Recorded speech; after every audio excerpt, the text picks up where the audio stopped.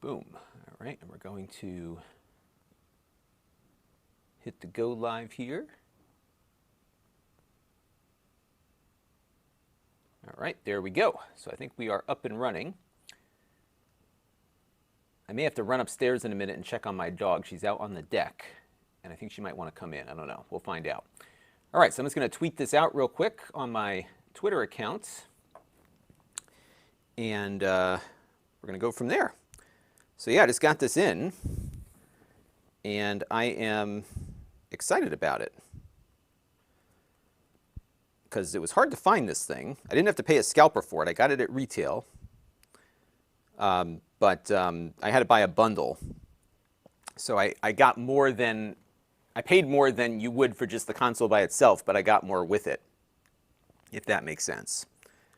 So that is the game plan here. All right, so folks are starting to shuffle in. I'm just going to tweet out something real quick here, and we're going to get the ball rolling, get this thing unboxed, and see what's inside. And this will probably go on for a while. What I am going to do, though, is record this, and I'll probably upload it to the YouTube channel next week, because I thought it might be fun. And you know, the problem with this is that everybody has reviewed this already, so this is like a hard. This won't do well on my YouTube channel because everyone's questions have already been answered. So if there are things that you want to know, leave them in the chat, and we will try to get that going. And let me say hello to some folks here. So we'll start off with Romeric. Hello there. We have Paul and Ed and Fire Rats Playground. Paul's got one already. His son loves it. I'm sure I'll love it too if I ever have time to play with it. Andy G is here. Rob Hanks is here. Ed H says photon torpedoes. Yeah, we should have some photon torpedoes. I was watching Star Trek 4 last night just to have a fun. That's like that's my Christmas movie. I remember seeing that at Christmas time in Florida with my grandfather. All right, so let's start the unboxing process here. We've got two views. We've got this view and the overhead view. So I think we can tear into it here. So let me hit the record, and we'll start doing this.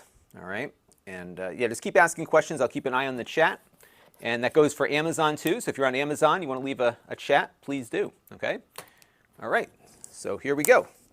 So let's break into this thing here. There's some tape here that seals it up, and we'll start working our way into the box. And it looks like, oh, I see. There's some tape on the bottom here too. So we'll get all these pieces of tape off of it and have at it. And I have owned the last, actually I've owned all the Xboxes now because I had the Xbox 360, which came out in 2006. Before that I had the original Xbox. And then I actually have had 3 different versions of the Xbox One. I have the One X, the S, and the original. Long story, but there you go. All right, so let's take a look inside here. And we've got a little band on here that says Power Your Dreams, and I think this is actually the console itself. It's not that big, actually.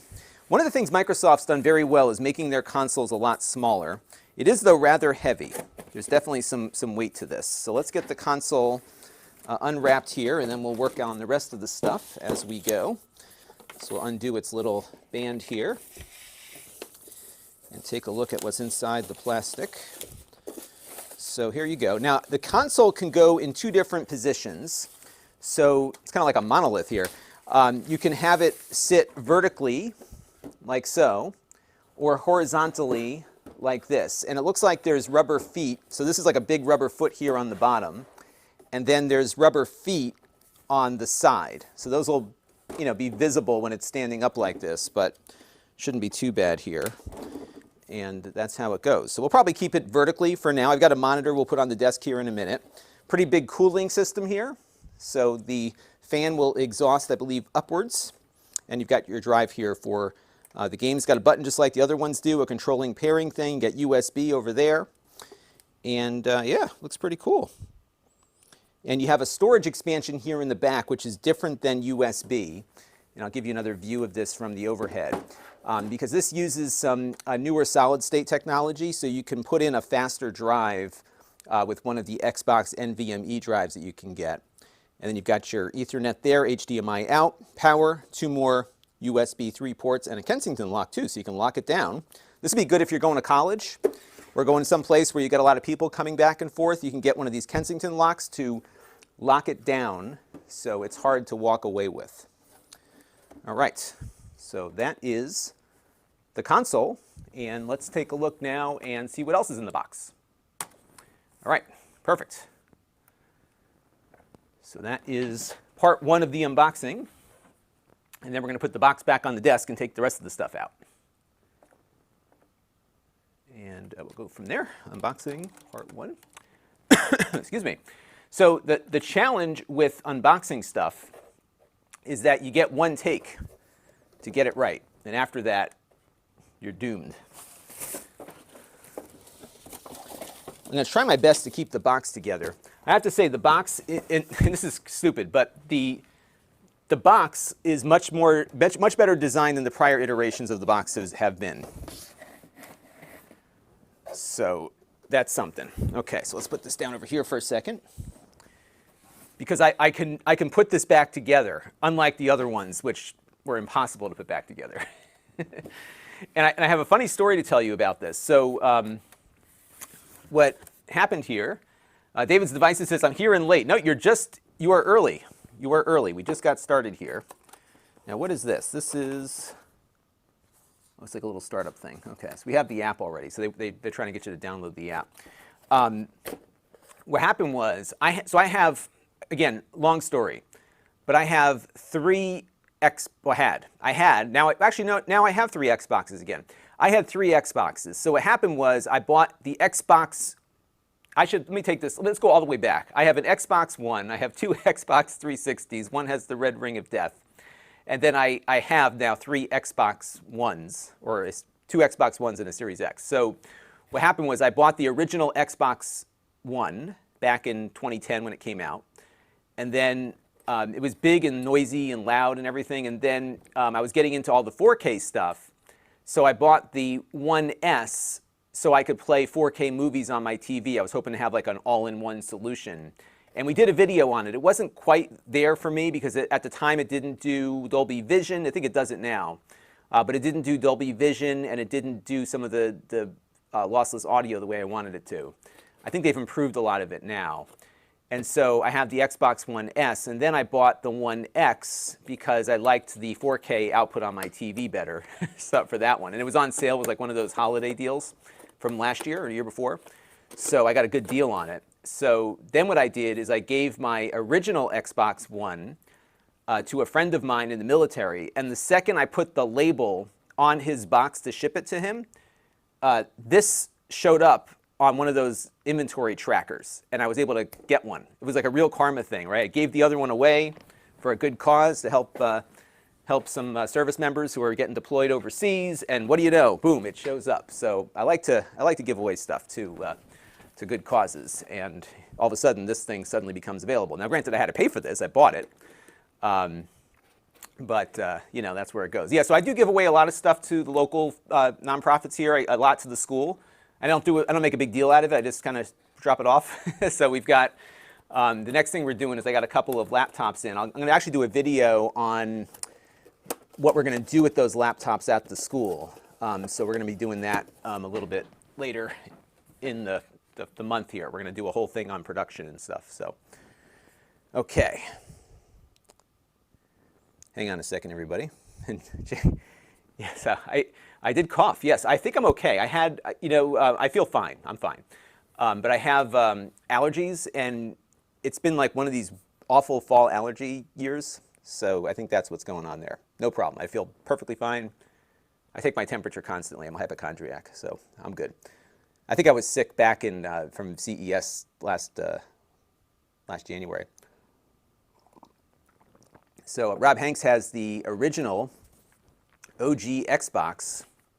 I do too. It's in a bin in the back. I got to take it out and play with it again. I really like the original Xbox. I had I never got into the PlayStation so much. I had a PlayStation 1, and it wasn't very reliable from a hardware standpoint. And so I didn't trade it in, but it died. And then I never got the PlayStation 2. My brother got the PlayStation 2, And I got the GameCube because I wanted the Star Wars game that was on it. It's a great Star Wars game, that Rogue One or whatever, or Rogue Leader. So I got that, and then odd story, but we had so my job, my family business, the family's business, not mine solely, but my family's business had a location that we were opening in California. It was a warehouse there, and I couldn't get. It was an odd thing, but this is back in the DSL days. I couldn't get DSL from Verizon at the address, but there was a company called Speakeasy that was like a third-party DSL provider that could provide service there. So I signed up for service there, and what do you know? They gave me a free Xbox. They had a promotion. So I got a free Xbox for signing up the location there. And that one's still in the bag. That's the original Xbox, the OG Xbox, which is very confusing because the third Xbox was called the One, even though it was the third. What do you know? But I was a big fan of the Xbox 360. I thought that was a real. I think I played with the 360 more than any console really since like the 3DO had come out. I was really into that one. And now the Switch is kind of like my console. I really enjoy the Switch. All right, so should we probably see what else is in this box, everybody? And dig through it. Okay. Trap Exit says the PS2 was a good system, except the interlacing. Yeah, the interlacing was an issue. And that was the other thing I loved about, actually, both the GameCube and the PS2, for the most part, I'm sorry, the GameCube and the Xbox, for the most part, did progressive output. So at the time, this is actually an interesting story. So at the time, I'm talking like an old geezer here. So this was 2002, 2001. Yeah, it was 2001 when those came out. And so I had one of the first HD televisions. It was a Panasonic, a CRT HD TV. So it did 720p and 1080i. And everything that was like standard definition, you would think it would look great on it, looked like garbage. Like if it wasn't progressive scan 480p or up, it didn't look so great on the TV. So the Xbox, most of the games supported widescreen 480p output, and it looked great on that TV, like really good. And the Xbox was like light years better looking than the PS2 or the PlayStation 1 at that point on that TV. So there you go. All right. So let's keep unboxing here. So we'll pick it up on this shot, because I think we ended on me in the last shot. Let's take a look at that. And we're recording a video while we're going through this. Okay, good. Yep, so I ended on me. So we're going to pick it up on the box. And we'll see this is where all the goodies are. So we'll get into that. And we'll keep going. This is a good one. Emmanuel here says that my room is every guy's dream. Yeah, this is like my midlife crisis room. You know, like my wife said, just get all this stuff down into the basement. And I redid the basement, so I have a very big space down here. Basically, I took the first 2 years of my YouTube revenue and renovated the basement with it. And it turned out okay. But yeah, I've got all this stuff behind me. Most of it was mine from when I was a kid. The only new things that I did not own that I bought later, I'm just looking back there now. Yeah, all this stuff up here is stuff that I owned. I did buy that Newton, but I did have one from that time period. But yeah, everything else there was mine. That Sega Genesis was my original. I did buy that Mac SE on eBay a while back, but everything else was mine, or my wife's. I think that Zelda cartridge was my wife's. Okay, let's take a look here. Lewis says that the SSDs are not soldered. That's interesting. Maybe we'll have to try to take it apart at some point. That might be worth doing if it's there. I think it uses the new the faster PCI Express 4 stuff, so we'll have to look into that. Maybe I'll let another YouTuber do it first. David's Devices says he felt like the 360 was the game changer. Yeah, you know, the 360 really was. And you know what's interesting? I'll be honest, I was kind of disappointed with the Xbox One when it came out, because it didn't feel or look that much better, right? And at that point, remember, the 360 had gotten smaller, the hardware was sleeker, and they went back to this big, noisy, fan-driven thing, and I really wasn't impressed with the jump. Like, like going from the original Xbox to the 360 was a big deal because you went from SD to HD. And I think they're really struggling, even now, to like get to the next level, you know, the 4K stuff. This will do 4K better than the S would do, but it's still not, you're still making trade-offs and choices based on image quality and resolution. But my prediction, though, is that I think what's going to happen with this stuff is that we're going to see, you know, Apple's kind of pushed everybody now to start looking at RISC processors now because it's like, whoa, because I have it in my MacBook Air here. I mean, this thing, I can't tell you how unbelievable this is. This thing's so fast, it never heats up. And so, like, when they put, they start running games on this type of processor, you're going to get a lot more bang for the buck, and you won't need this big, huge console to get the performance. So I think we're going to see a turnover sooner to higher performing hardware, especially when they start releasing higher powered, you know, more efficient chips. It's going to be interesting. Okay. Let's see where we can go from here. Some talk about the 3DO. Yeah, I still have my 3DO. It's upstairs. We should do a stream with my 3DO at some point. And TrapExit is working on a 3DO and trying to build more of a homebrew scene. That'll be awesome. Yeah, 3DO is very much underappreciated. Oh, here's a good question from Andrew Considine. Does Xbox Game Pass always work on Xbox and PC or only for certain subscriptions? So that's a good question. So here, and actually, part of the reason why I was eager to go with this and not the PlayStation was because of Game Pass. And there are two different types of Game Pass, actually there's three different types of Game Pass subscriptions. You have Game Pass for console, which is like $10 a month. You have Game Pass for PC, which I think is the same. And then there's the Ultimate subscription, which is both. And I think that one's like, what, 16 or 17 bucks a month? I have to check.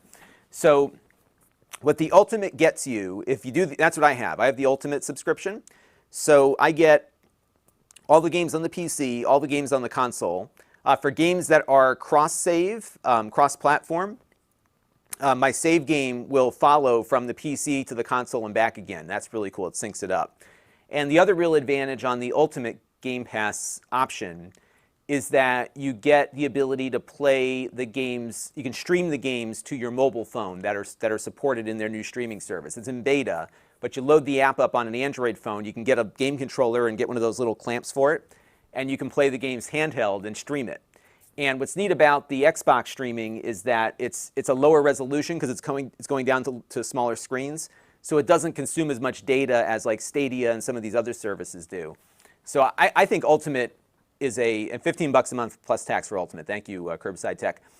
I think that you know, really the Game Pass is the best value in gaming right now. If you know, I think there's still some arguments to be made for buying games, of course, especially physical copies, which is good to see that this has a drive on it. But there's so much stuff on Game Pass. Like honestly, like you could just you know, go with whatever they've got on there. And then if there's something you want that's not there, you can go and get the actual copy of the game. The other thing they do is they give you a discount. So the games, so most of like the Microsoft first-party titles stay on there forever, but there's a lot of third-party titles that come on and then come off. And there's a lot of indie games. And what's been great about Game Pass is that I'll see a game that I was really into, like a little indie game that I was interested in, and it shows up on Game Pass, right? So you can play it, kind of get a feel for it, and then if it's about to go off, you get like a 20% discount on it. So Andrew's buying Ultimate. Well, he has Ultimate. He's buying it as a gift and wanted to make sure. Yeah, I think it depends on the kind of gamer they are. If they're just doing console, then the console one's fine. But I think what a lot of gamers are going to want, especially kids with a mobile phone, is that Game Pass Ultimate with the streaming is a fun thing, especially if there's only one TV or not as many TVs available in the house. You can buy them a cheap Android phone, get a 8-bit DO controller with a clamp, and off you go. You know, you can keep playing those games, and they look good on the phone. All right. And David's Devices has Ultimate also. Yeah, and it's funny. I've never been, you know, like you look at this Game Pass thing, and you're like, oh, another subscription. But there's a lot of value to it, especially because the games are so expensive, and to have all those games. And so, perfect example, like I am loving Microsoft Flight Simulator, and when it came out, I didn't have to buy it. It was already in my Game Pass subscription. And I got the deal of the century on Game Pass because they had a promotion And I think there's a similar thing going on right now, maybe not. So they had a promotion where I paid $1, and then that converted all of my Xbox Gold membership to Game Pass Ultimate. It was a very short window. And so what I did, and this was like one of those deal things you could do, I bought a bunch of Xbox Gold membership cards on Amazon, and then I basically like bought as much Xbox Gold as I could. So I think I could go out 2 years. So I went out 2 years, and then I converted it over for $1. And so now like my Game Pass goes to like 2022, and then the bundle that I got with this has like another 6 months or something that it comes with. So it's just a really good value. And then they have this other deal where you can, if the cost of entry is too much, you can essentially lease it, and the lease includes a Game Pass subscription. So I think this console is like $35 a month, and that includes the console, and you pay it off after 2 years, and then you just pay the Game Pass afterward. So it's pretty good. And then Spiky Blighty reminds me, and that's a very good reminder, that they're going to add EA Play to Game Pass, which is a huge deal. So you get all the EA games. And I don't think the new ones are on EA Play, but you get all of the back catalog. And then you can play like the new games for a certain number of hours or something like that. So check. It's pretty cool stuff. Hey, look who's here. John Hancock is here. We're looking at an empty box because I have to open this first. I have to get into this. So we're getting there. I just start chatting with everybody, and you know what happens, you know. So hopefully I'm not missing too many more people on here. There's a lot of questions coming in. I'll do my best to keep up with it. I should have called Jake. I don't like to bug Jake on the weekends. Jake has been helping me with the live streams lately. It's been kind of fun. I dial him in on vMix call, and we can kind of take it from there. John Hancock, though, has got the best game collection. If you got to check out his channel if you haven't seen him before, because he has the ultimate game collection. He had to build an addition on his house to accommodate it. Like, he's got one of everything, literally. Check him out. Good stuff. So welcome, John. All right, so let's go pick this up from this shot here. We're recording an unboxing while we go here, and we'll go from there. Okay, here we go. 3, 2, 1. All right, let's see what else is in the box here. We're going to open up the little pouch of goodies on the top. And I have to say, this is a very nicely designed box. We've got our HDMI cable. This, of course, is a 4K capable cable here, HDMI 2.0. This will do 4K HDR, of course. We got the power cord, so there's no huge power brick. That's good. They've continued getting those power supplies integrated into the system itself. We have our product warranty guide here. And then we've got the Xbox One, or Xbox Series X, I should say, controller. So let's take it out of the box here and have a look at that. And we get some batteries, too. So batteries are included. And that's it for the box. So let's get this box out of the way. There is a little guide here about what all the different things mean, kind of like a little door hanger, I guess. So you got some instructions as to how to get things set up. They have an app that goes with it. And then, of course, how to set your controller up. So there you go. Let's take a look at the controller. Now, on first glance, the controller here, let me zoom my camera in a little bit. The controller here looks a lot like the prior edition, although they have a shield here for the D-pad. I kind of like it. You know, I'll have to see how this is in the games. We'll play a little, like Tetris is often like the big test for me. So we'll try to find a Tetris game and see how it plays with that. But that's the big change, is going from a regular D-pad to a shield. It's still clicky, though, like the other ones were. But it largely feels like the Xbox One controller. Everything feels like it's in the same place, although I think this button here is new. I think that's a sharing button. On the bottom, you've got your headphone jack for attaching your headsets. There's an accessory port here. I think they still have a keyboard that they had for the system where you could chat with people with a keyboard. And then your batteries go in here. I like to use nickel metal hydride rechargeables, AA's. That's what I usually use, but they have charging batteries that you can get, or rechargeable batteries that slip into this that might work better depending on your particular needs. The big difference here, though, from the prior edition is that the back here is textured, so you'll have a better grip on that. I had a friend of mine when I was a kid, his hands would get so sweaty, it was always gross to pick the controller up after him. He might do better with this because it'll be a much better textured grip on this one. Let's get this thing set up now and see what happens when you boot it up. Okay, this is going very well for one of my videos. Wow, I'm missing so many comments here. Okay, so let me see what you're all saying here. I have to get my monitor out now. Now we have some risk here with my system because I have, just with my streaming setup here. So I have one of these, and I can't show it to you because it's on the floor, but I have one of these NDI boxes that bring in 4K video over my network. And sometimes it crashes my vMix software. So I'm just going to check one thing in my settings to see if maybe they have fixed something here related to that. I did just update the firmware on it. I found that this thing gets a little bit flaky when I have it in this, let's go into the NDI settings here. I'm going to turn this off. Bear with me for 1 second, folks. I'm just going to look at a few things here. It gets a little flaky sometimes when I push 4K video over to it, so we'll see how it does. But there's the console, and we'll get everything hooked up here. So I have a 4K monitor. Now the monitor I'm going to hook up for the purposes of our little demonstration today is not an HDR monitor. This is just a regular 4K display, but I just wanted to see how things will kind of look. So this is an LG 4K display. It's actually pretty nice. It's not that expensive either. And I bought it specifically because I wanted a low-cost monitor for 4K stuff like this.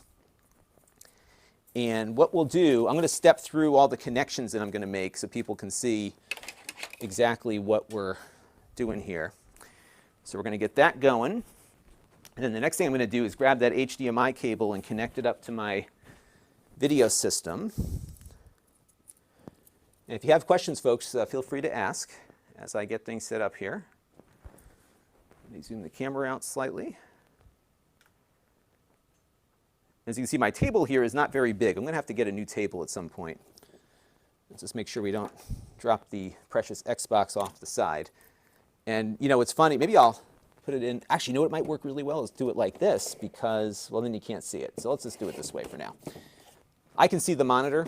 It's just going to be, the camera position here is not ideal, but I can see the monitor. And what I'm going to do is actually run it through my video system so you'll be able to get a full screen view of it as we get everything set up here.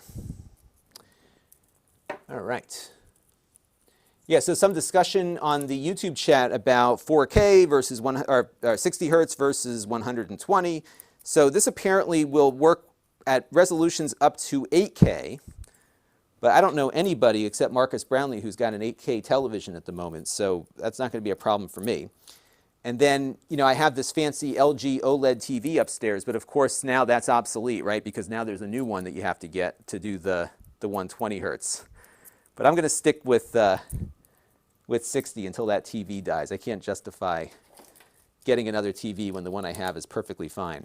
And by the way, if you ever get a TV, getting an OLED TV will change your life, and it will ruin you for any other screen that you look at after that. They're just that good. It's crazy good.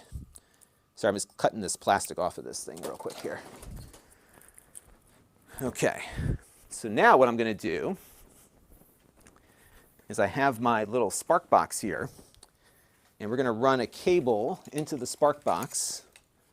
And you can't see it again because it's on the floor at the moment, but this thing will take video in and then loop it back out. And the question is whether or not it's going to crash my vMix system when the Xbox boots up. So if we happen to disconnect, I will restart the stream, but you might have to find me again. All right, so we'll get that in there. And I kind of want to walk through this because I think this is going to be like one of those consumer-y kind of things where it's like, here's how you set it up. So that is what we're going to do here. Let me just turn this down a little bit. And you can see this pile of stuff that is accumulating on the ground next to my desk. Let me get rid of some of this stuff here. It's been a very busy month. And the odd thing is I don't get a lot of, like this past week I didn't do very well view-wise, but it doesn't matter because like these videos that I put up, even though they didn't do well initially, will do really well through search. And that's been kind of my life here. Okay, so I'm going to connect the power cable Let's move this box out of the way too. All right, get out of the way. The other objective here is not to burn down the house with all these wires I got over here. So plug that in over here. Okay. And then the other thing I need is this cable, brand new HDMI cable, one of the Amazon Basics. And we're going to run this one from the Xbox, or from the monitor to my capture card so I can loop it back out. But I really wanted to do a 4K thing here just to see how it does. And what we'll do is we're not going to have too much time, because remember, we have to download a lot of stuff because, you know, that's how this stuff works. All right, so let's add. All right, everybody, wish me luck. If I disconnect, I will come right back some way, somehow. All right, so we're going to go hit the spark box here. Okay. All right, so we're connected now. This is like good. So we've got that working so far. And then we'll see how long it lasts before it completely drops off on us. Okay, so I'm going to grab my other camera here. I have another camera I've got into the mix here. So we're going to get in a little tighter on the cables in the back here so I can show people exactly what I'm connecting to. All right, there we go. So we're going to do that. And what's crazy is that my new setup here is so powerful that I can have all these cameras going, and I don't, like, it never even scratches the surface of the system. And I'm still doing 1080, so maybe when I go to 4K it might be different, but it's been really crazy how good the streaming's been working. And of course my new internet connection has been wonderful. Okay, there we go. All right. So I have all the cables where I need them. So HDMI is here. Power cable is here. Where did it go? Here it is. Okay. Okay, I think we're ready to go.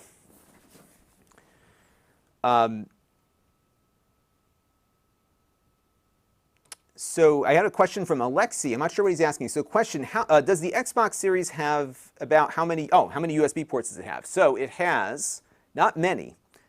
It's got 2 here on the back, and then it's got 1 on the front. That's it. So I think there was more on the original. But remember, the original Xbox, at least the one that I got, came with the Kinect also. So I think that was why they had more USB initially. But you have the storage expansion. So I was just listening to Major Nelson's podcast earlier, and he was saying that if you have an external hard drive, we should probably talk about this during the unboxing. If you have an external hard drive that has Xbox games on it and it's tied to your account, if you plug it into the new console, it carries right over. So it'll still work with the older USB hard drives that you might have. And for, remember, if you're playing, original Xbox One or 360 or OG Xbox games, they weren't expecting anything more than a spinning hard drive. So I don't think there'll be, you'll get performance gains installing onto the SSD or plugging in one of the expansion drives. But, you're not going to see it running poorly if you just plug it in. All right. Jack Computer says, if I send a $1 super chat, will I get recognized? Of course. Well, I'll recognize you for free, too. You don't have to send the money if you don't want to. There you go. You're right up in lights there. I do this for the love of the game, folks. So don't feel obligated. Okay, so let's get going here. And we'll boot it up. Okay, so we're going to pick it up here. We're going to have it on the desk, and then we'll cut to this shot. So we're going to start here and then cut to this shot. And we'll go from there. Alexi is also wondering if I've reviewed, this is on Amazon, by the way, if I reviewed the Series S. And I haven't, although I would say this, so if you're looking at one or the other, I think if you don't plan to get a 4K TV, the Series S is fine. In fact, I think from the CPU performance side, it's about the same as this one. This is the one you get if you got a 4K set, because it will go to 4K, and that's a big difference. All right, here we go. 3, 2, 1. All right, so we have a 4K monitor up here on the desk, and we've got the console back on the desk as well. And what I'm going to do here is start connecting up things. Now we're going to, of course, plug the HDMI cable here into the HDMI output. And we have this connected to my video system right now. Again, the power supply is built in, so we're going to connect power up right here. But before I do that, I do want to connect up my Ethernet. Now this will work over Wi-Fi. But one of the things that this console does is consume a lot of data, especially if you're downloading new games to it.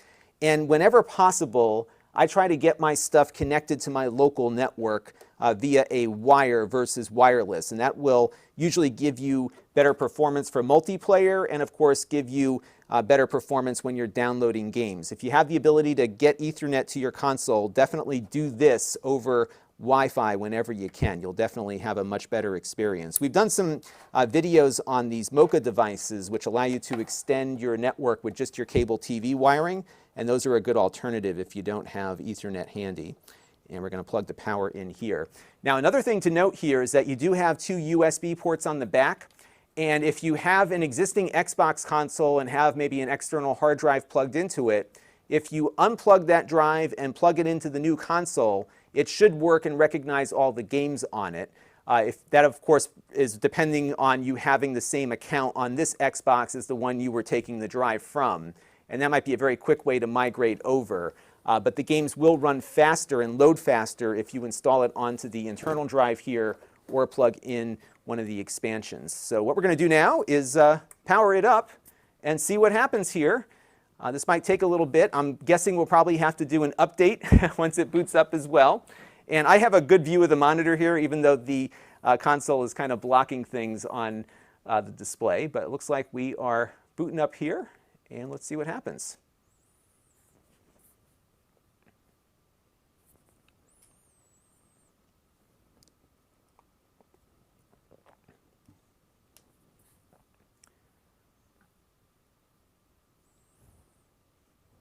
I'm guessing the first boot takes a little bit longer. All right, so we are up and running. So it looks like it wants me to configure with the Xbox app, which might actually be faster for me. So I'm going to do that and get this thing going, get all my account stuff typed in, and we'll go from there.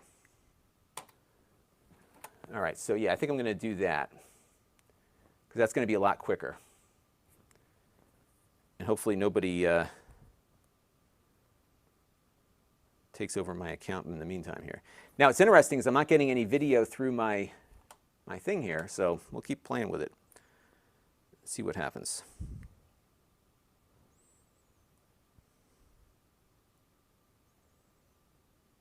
All right, so I'm just going in through the Xbox app here. All right, so now, so I've got the app, and give me 1 second. I just want to adjust one thing on here.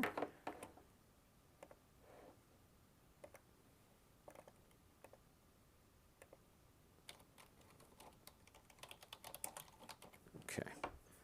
So now I should be seeing something happen here on the app, but I'm not. So let's see if there's an option here for adding a console. Okay, set up a console. Okay, so we're going to go, let me do the overhead view here and see what happens. Okay, so we're going to go over to my phone, and I'm just going to zoom in a bit. I could broadcast the phone to the thing, but we're just going to do it this way. And it looks like now also I've got the image up on my capture here too, so that's a good sign. 3, 2, 1. All right, so we're going to go over here to the app, the Xbox app. I logged into my Microsoft account on it. I'm going to go over here to set up a console, and there's a code currently on my TV.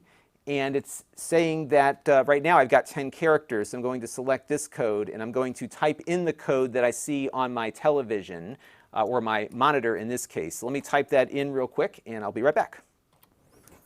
All right, so do, do, do, do, do, do, do, do, do, do. Okay. All right, so we're going to go 3, 2, 1. All right, so we're going to connect to console now, and we will join its Wi-Fi, it looks like, and my phone now is setting it up. Now this will work the same on Android as it will on iOS. And it's telling me I need an internet connection, but I have an internet connection, so let's try this again. So this stuff never works right in my house for some reason, because it's disconnecting. This is weird. So it's disconnecting from my internet connection to connect to the Wi-Fi of the console. Oh, now it's connected. Okay. 3, 2, 1. All right, so now we're connected to the console, and it's telling me to continue setup on the phone. So we're going to go back to my phone here, and we'll click Next, and I'll click Next here again. And of course, now it's going to need an update, an 831 megabyte update. And again, this is why you might want to plug into the Ethernet, right? So we're going to have it go out and do that. And it's going to download its update, and you can see that happening here. It looks like it, there it goes. So now it's going to update that. So we'll give that a minute or two, and we'll be back when it is done updating. All right, so I'll fix that whole thing in post, as they say. Oops. So bear with me for 1 second here, folks.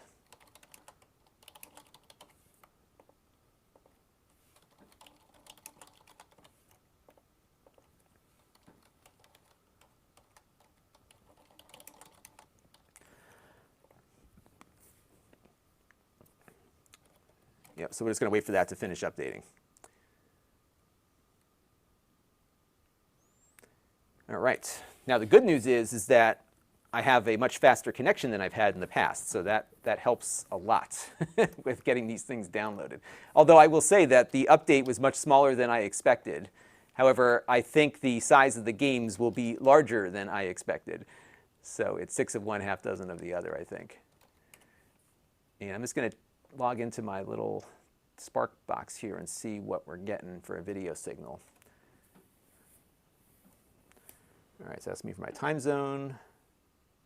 All right, so the next thing we're going to do after it reboots here is set the power mode on it. And I'll just give that a second to come on. Yeah, so right now it's only sending 1080p to my Spark box. So we'll see what it sends when once it gets configured. And like I said, this might crash my video system. It's done that before. So bear with me if it does in fact do that.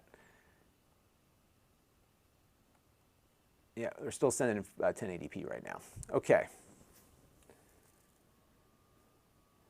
Yes, Luther Gaylord will do it live. That's right.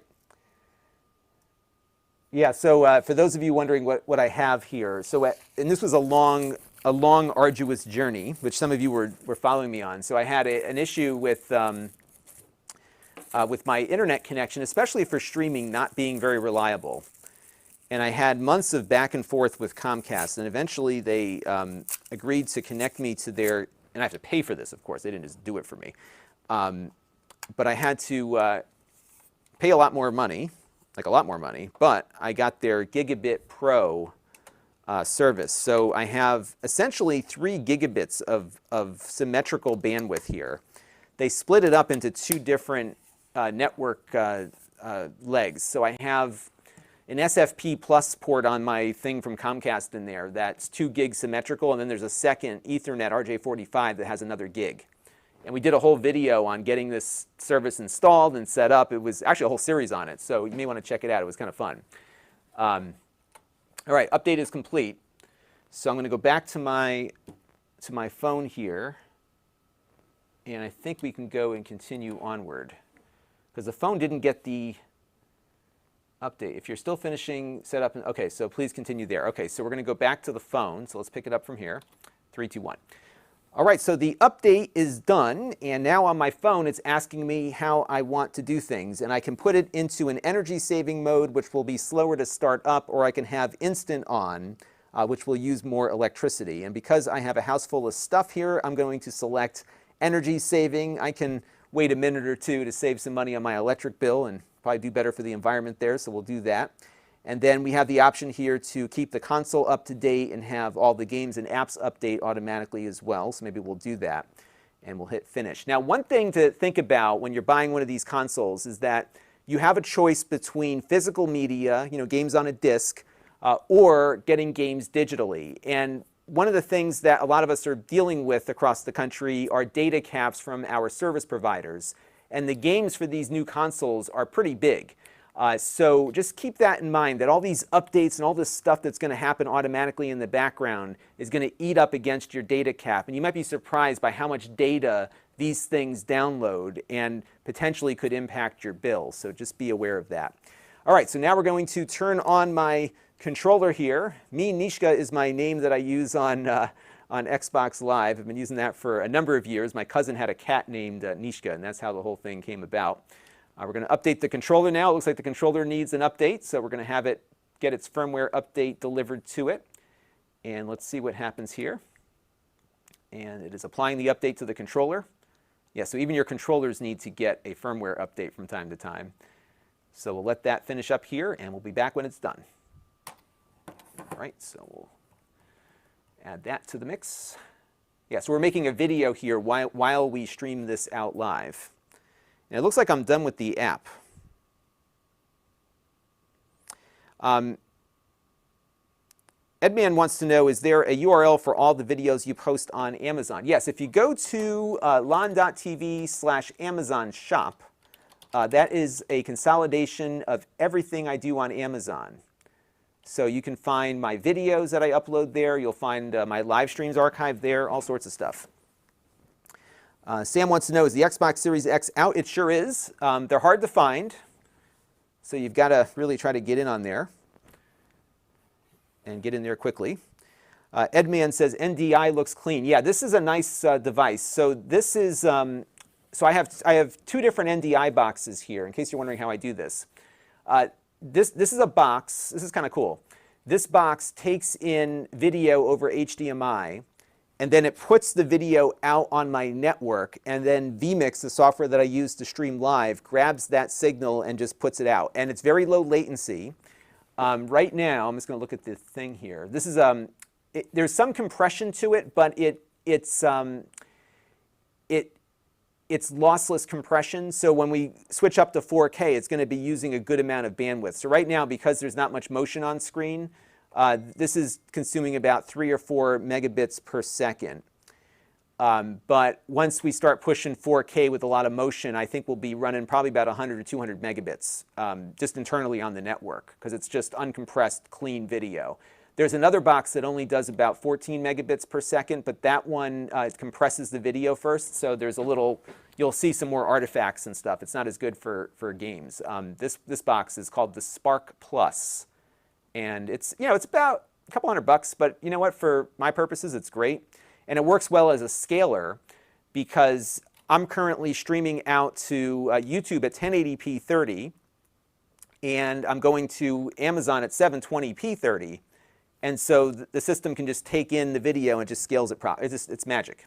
It's how it works. My TV professor used to say that this stuff was just kind of like magic. So there we go. Okay, so we are updated. So let's start recording here. 3, 2, 1. All right, so the controller has now been updated. So I'm going to click next here and see what happens next. We're just waiting for our screen to update, so we'll stick to the thing here. The next thing, of course, is how do we use your data? We'll go through that process. You can decide what you want to share with Xbox developers. I'm going to send optional data just because I like to help out the developers when things crash. I'm very good at crashing things inadvertently, so I'm going to do that, but you have choices as to how you want to do those things as well. I'm going to do that for the publishers also, and we'll let that work its way through here. And okay, so I think we are ready to go. Oh, what's nice about this is it found settings from my prior Xbox, and it wants to know if I want to apply those. I'm going to say no, because I like to start off fresh every time that I get a new Xbox system going here. Then it has my sign-in preferences. Now this might be important if you have kids in the house. So for me, because my kids don't play with my Xbox, I'm going to say no barriers at the moment. But you can also have it ask for a passkey or completely lock it down if you want. So let's do that. And I think something just happened here because it went blank for a second, but I'll just say no barriers. And I'm going to have it do instant sign-in. So we'll do that as well. Again, you have some choices here as to how you want to do that. And we'll skip this. I don't know why there's another name, another family member. I think I created a second family member just to test some things out earlier. And now it wants to find the best settings for my TV. And this is a really important part of the setup process, especially if you have a 4K television. And what's going to happen here is it's going to look at what display options it has and what it detects. And I'm going to keep my display at 4K because that's what we want. And now it looks like we're ready to go. Now, if you have an HDR-capable television, it would detect the HDR modes, but there is a way that you can go in and configure things manually if you want. But I found the Xbox is really good, and I've hooked them up to different TVs around the house that are older than others, and it's been very good at detecting things properly. You shouldn't have to go in there, but it's good to see that. Looks like I can also now connect it up to my home assistants. We're going to maybe not do that right now. And here we go. We are on the home screen, so let's dive in and see what we got. So that was a pretty quick and easy setup process, folks. Now, the only problem I have is that my SparkBox is still stuck here. I'm not getting that on the Spark, so let me see what's going on. I may have to reset the SparkBox, because the Spark is reporting that it's getting a 4K signal now. And it's like 25 megabits per second now that it's getting, but the box here is showing me nothing. So I think what happened here, and vMix updated the software so it doesn't crash as frequently, and I think it would have crashed if not for the fact that I updated vMix before we did this. And I might have lost my SparkBox now. So I'm going to have to reboot the SparkBox, I think. Yeah, it's gone. And I think what happened here is vMix prevented the whole system from crashing when this thing happened. And that's the one issue that I've had with this box, is that it is very temperamental with vMix, especially at 4K resolution. So we're going to reset the box. We're going to lose video here for a second, but it'll come back up. If not, I'll just shoot the screen. Okay.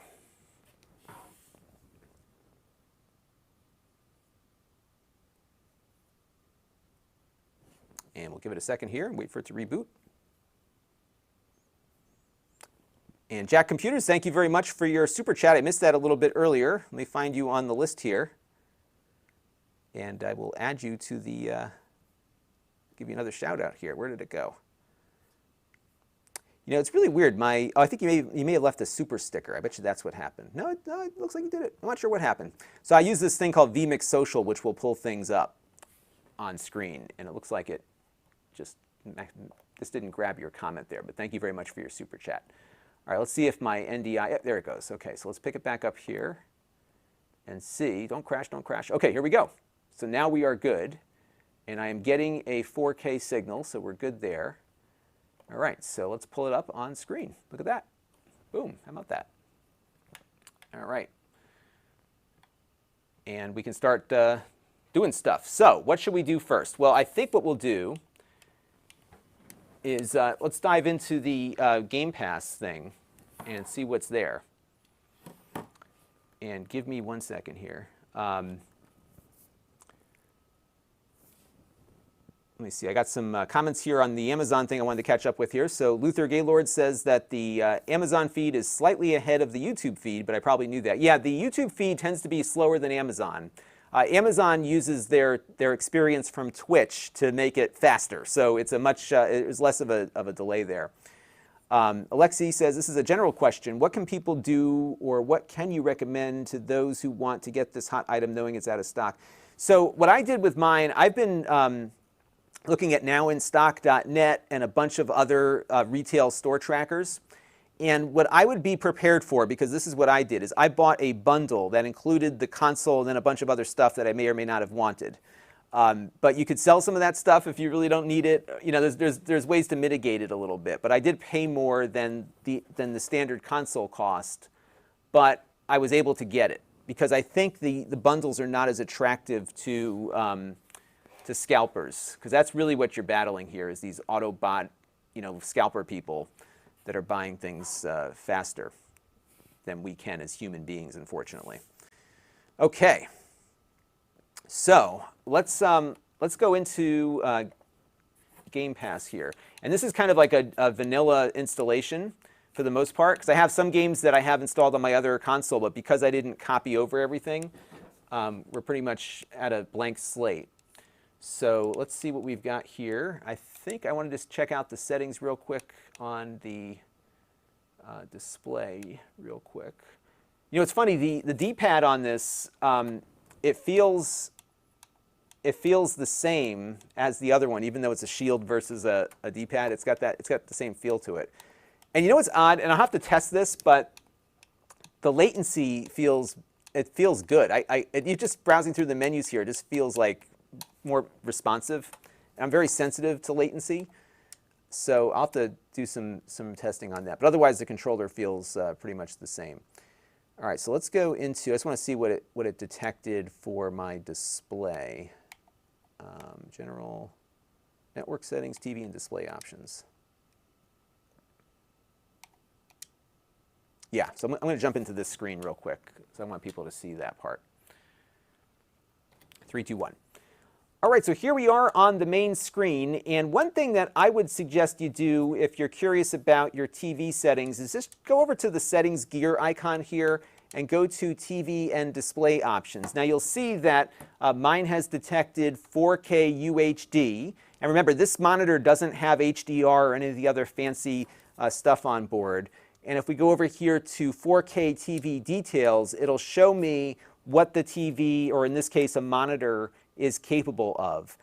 So you might want to take a look at this just to make sure that the Xbox has detected everything that you know your TV supports.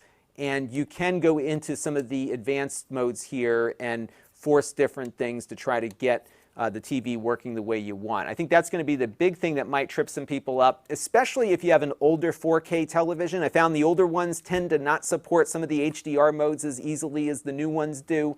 So you might spend a little bit of time in there getting things going. So let's back out to the main menu here. And one of the things that I love about the Xbox is Game Pass. And I've been a Game Pass Ultimate subscriber for quite a while now because I get a lot of value out of it.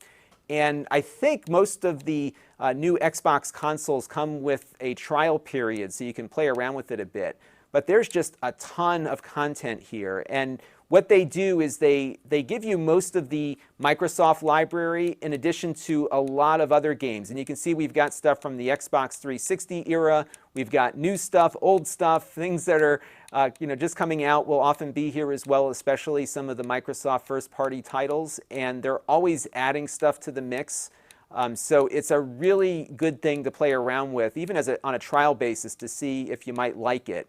One of the things you can do on some of the games that are on Xbox Game Pass for a short period of time, you'll be able to buy the games at a discount on their way out. So you can retain the game longer or permanently, as the case may be. I do prefer to buy games physically so I can resell them again, but for games that I never really would have bought before, I found Game Pass to be really, really useful, and I think it's definitely worth checking out.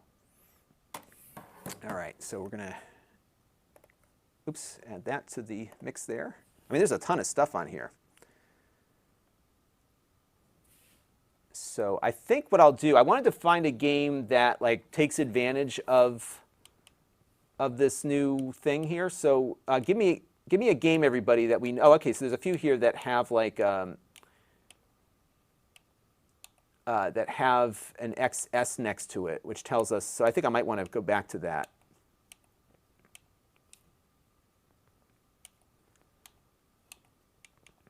All right, so let's talk about that also. So give me 1 second here. I'm just logging my clips as I go here.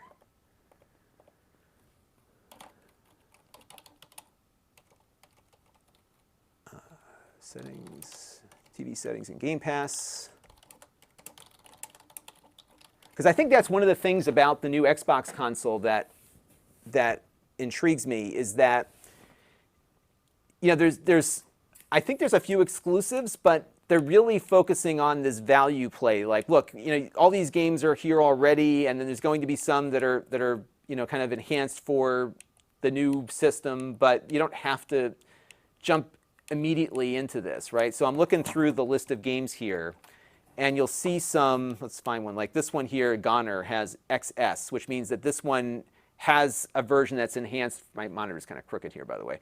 That's enhanced for the new console, right? You can see the XS there, but not all of them do. Mark Dell says group by platform. Oh, good. That's helpful, Mark. Thank you. So thank you for the super chat, too, by the way. Let me put you up on the screen here. So Mark Dell, thank you very much for your super chat. Let's make sure I didn't miss anybody, because we did miss Jack Computers a little bit earlier. But you can group the titles by platform so you can see. OK, so let's go back up to the top.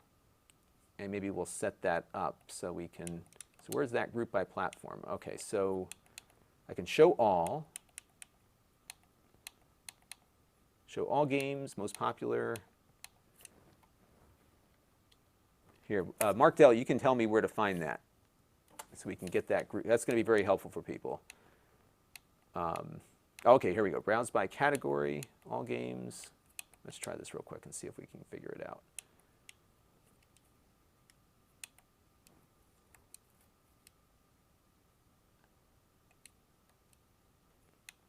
Oops, I just added something that I didn't want to add to the, to the home screen here. So where is the group by platform? I'm not seeing it. Am I missing something? Because I see like the whole list of games here, all games. And then where can I go to get like just the list of, or I can go to show all. That's what we did before, right? If I hit start,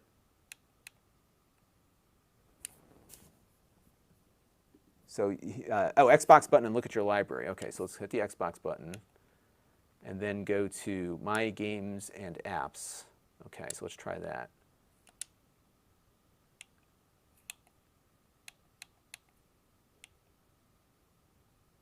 So I've all owned Xbox Game Pass. OK. Oh, so this is like in a whole different. Oh, so you got to like dig around for this. OK, this is good, Mark Dell. Thank you. OK, so why don't we pick it up from there about how to find the games, right? So we're going to hit the Xbox button. And OK, so this is a good tip. OK, so let's try that. Shall we go to there? OK. 3, 2, 1. Now, one of the things that I like about the Xbox is that they are really trying to keep their library working across different console versions. So backwards compatibility is a big deal with this console.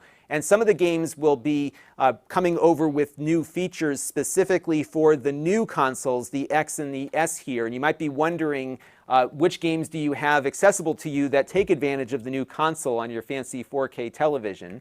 So I want to thank Mark Dell in my chat room as we've been doing a live stream here. He suggested that if you hit the Xbox button here and you'll get your side panel out, you can go and browse the games that you own already, or in this case, we can go to Game Pass. And oops, I did the wrong thing. Hang on a second. What did I do wrong here? So we have to go to My Games and Apps. OK, My Games and Apps, see all, and then, right, OK. This is not an easy process, is it? OK, there we go. OK, so let's try this again. 3, 2, 1.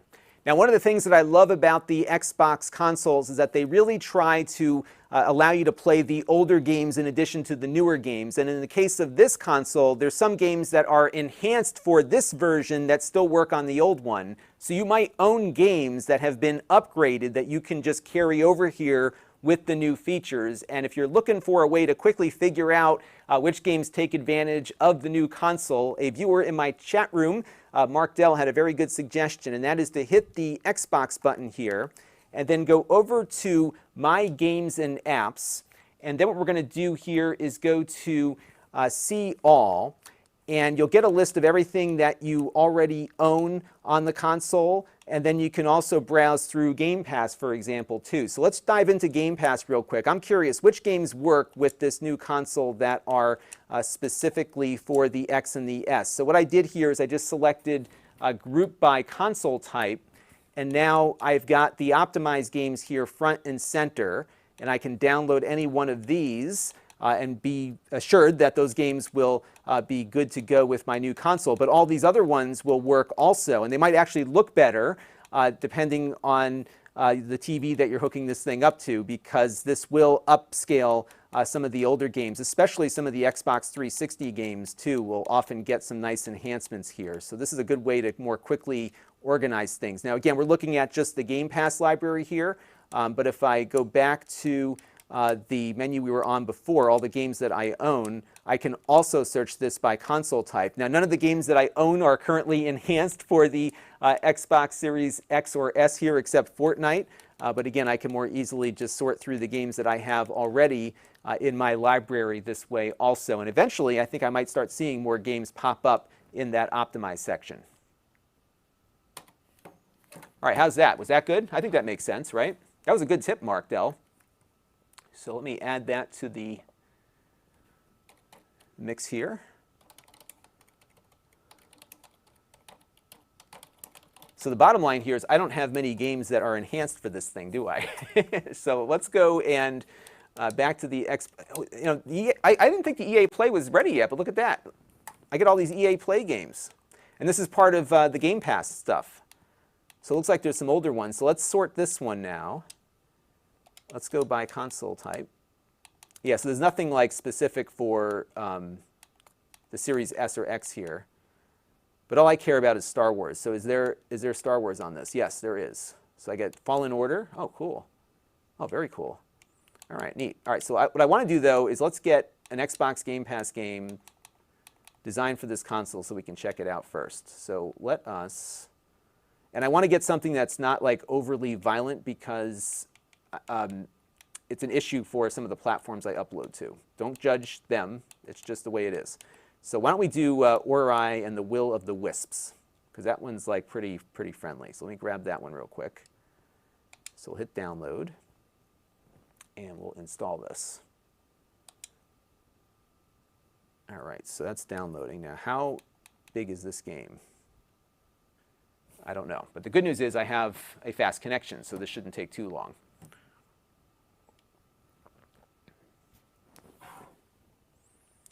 Ed R says they just picked up Control. Oh, that's right. Control is Control on Game Pass now? Because that's like another enhanced one that has, let's see. Because I heard that's coming to Game Pass. It may not be available yet. Because that one's got some of the, oh yeah, Control's here. Because that one supports the ray tracing on the other one. But right now it's not enhanced for the Series S or X. So let's grab another one here that looks cool. So give me another one, folks, on this list. Here's the list. You tell me what I should grab, and we'll grab one. No Man's Sky we play all the time on the PC, and that one's going to be hard for me to appreciate because I've got like that fancy 2080 Ti upstairs. What's this one? Oh, Sea of Thieves is on here. Should we try that?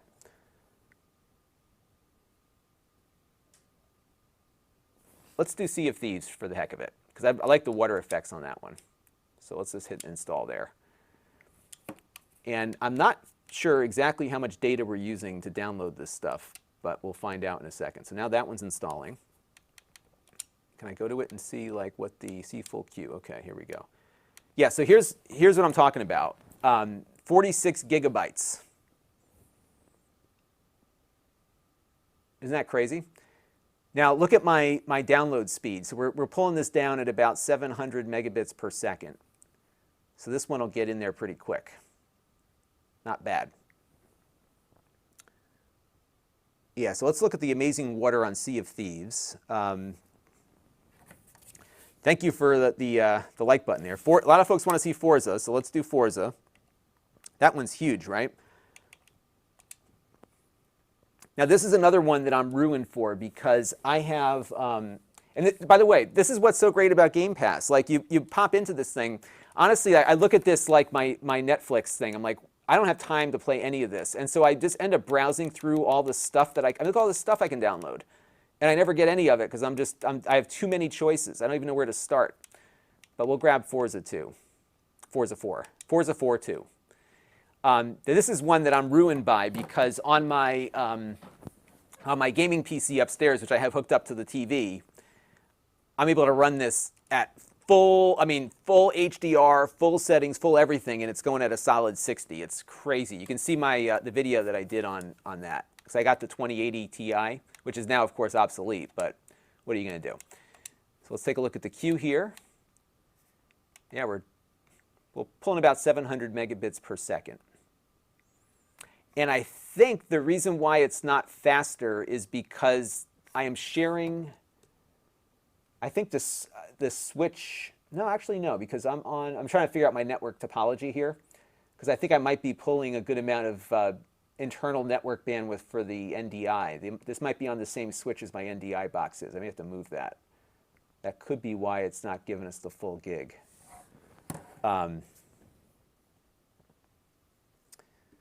Mark Dell points out, oh, this is another important point here, that worth mentioning that some of these games don't look any better. They update simply adjust the way they download or store assets.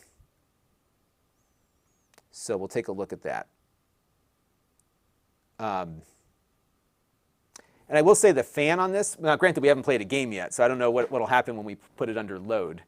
That will certainly happen. So why don't we go and play Arrive real quick here and see how quickly the games load up. And the other thing I want to test out is the instant switching thing that it can do, because that's supposed to be some other feature of this.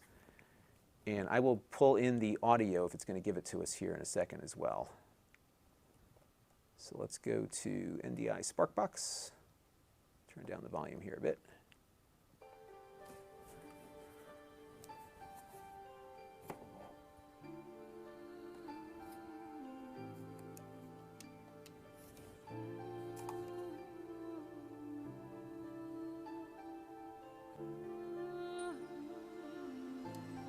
It looks nice.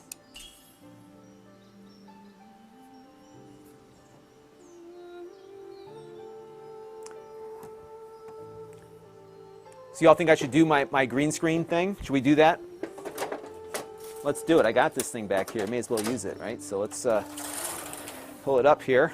This is the green screen from Elgato. All right, so we already have. So this is the new life we're in. 120 FPS support is not detected. Ori is set to run super sampled 6K at 60 frames per second. You can use display options to top.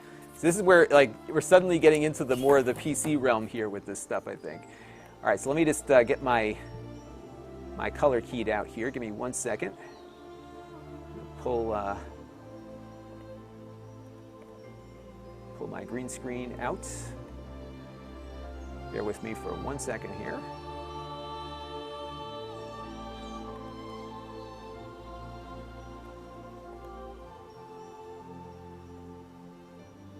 I was trying to get my chroma key going here. I forgot how to do this already. Luma key? Oh, that's the Luma key. I don't want the Luma key. Maybe I just do color. Okay, so color key, select the green, chroma key filter. There we go. And let's get me cut out here a bit. That works. And now I'm just going to do a little bit of cropping here. So I'll show you what I'm doing here in a second. And so the only thing I need now is like one of those chairs, like those high back racing chairs, or the gaming chairs, whatever those cool kids use. So I am not cool. And I'm reluctant to move the console, but I should move it a little bit closer to me here so it can, oops, there we go. I put it right here so I can crop it and keep it in the shot, because I think that'll look pretty cool. So let's grab that. There we go. All right. I will say, though, that it's not making that much noise, so that's good.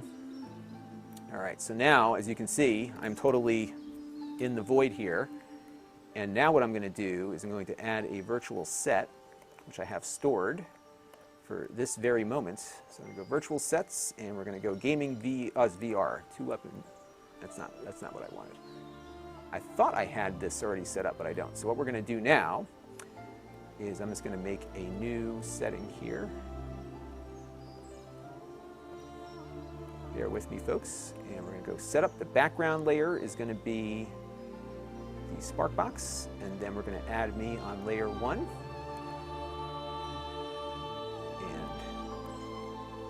take it. And now I got to make myself a little bit smaller because we want to zoom. Oops, that's the wrong zoom. Let's reset that. I'm going to go to overlay 1. Oops, that's the wrong one also. Reset that, overlay 2, and zoom me out. All right, and now I'm going to just move me down here. Boom, instant gamer. How about that? Okay, so let's take a look here. Sea of Thieves is still going. And did we install Forza? I thought we did. Yes, Forza's queued. This one's still coming down. I wonder if, because I loaded the game, if that might delay the inevitable here.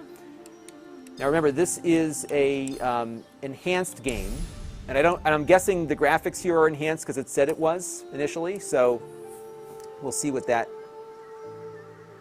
means. Chad Wolf says if I have a $20,000 television, I could play this game at 8K. So, oops, wrong button. Here, this button. So yeah, one day when I get that TV, we'll be all set. Okay, so now I'm like an official gamer, right? I've got myself on the green screen. You see how we set that up? Isn't that cool? This is like how awesome my setup here is. So I'm looking at the screen here. Should I be looking forward? I should have a screen in front of me, right? Because that's how you're supposed to do this. So let's take a look at the controls. But it looks great, doesn't it?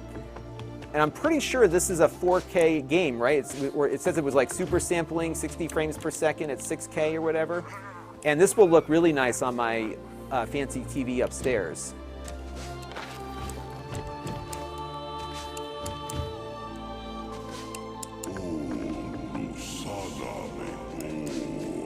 Is that Jabba the Hutt? Hopefully this isn't too loud for you. Let me know if it's too loud.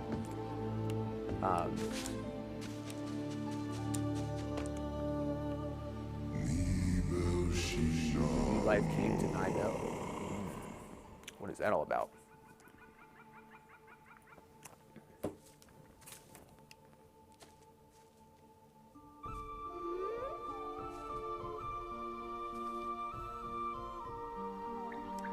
It's like a little owl or something there. Yeah, I'm going to put this up real quick while I play with one other thing here.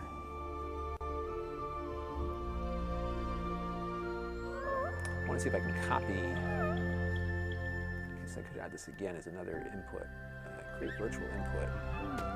Okay, so if I do that, do I lose the other? Okay, no, perfect. Okay, so I can do this. Just give me 1 second, folks. I'm just trying to have one option where I can appear on screen separately.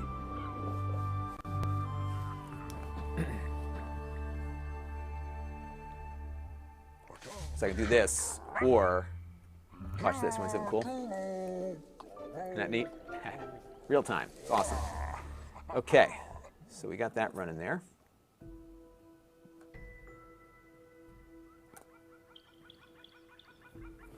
All right, let's wake our little buddy up here. The artwork on this looks beautiful, doesn't it?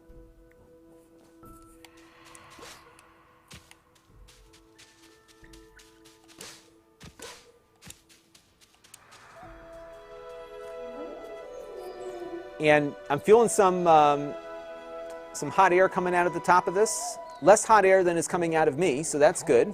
It's not that warm. It's not making that much noise either. But this is very quiet. And Travis Dickerson's heading out. See you in a little bit. This is a really clean chroma key, isn't it? It looks pretty good. And I'm not doing anything special to light the screen behind me there. It's just on. So let's check out Sea of Thieves. It's still coming down. Oh, you know what? It lowers the download speed while you're in a game, it looks like. That's what's happening here. All right, so you know what we're going to do? We're going to quit this game. Now, I guess we can just go home. And I think it does that quick, because right now it's kind of in...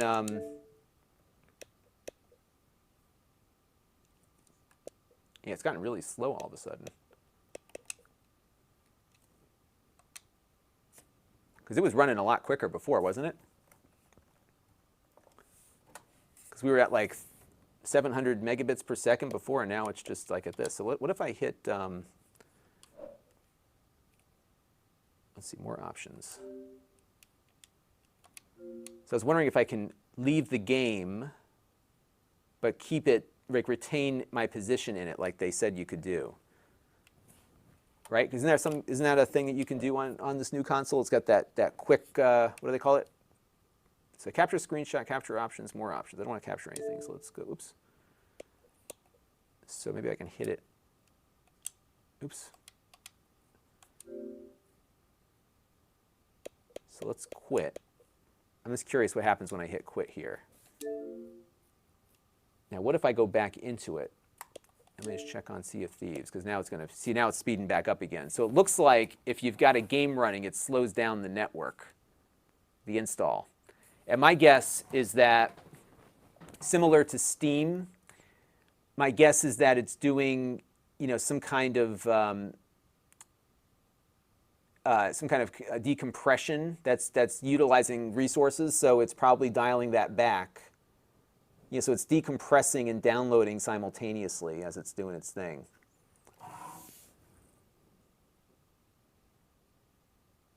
Okay, so now that quick resume is on by default, so I think if we go back to Ori, does it take us right back in? Let's take a look. Ready? So here we go. We're going to click on it.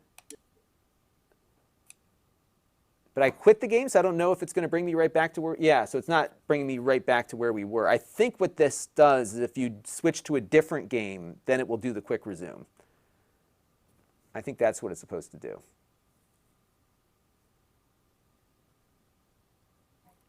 But we only have one game on this right now, which is that one.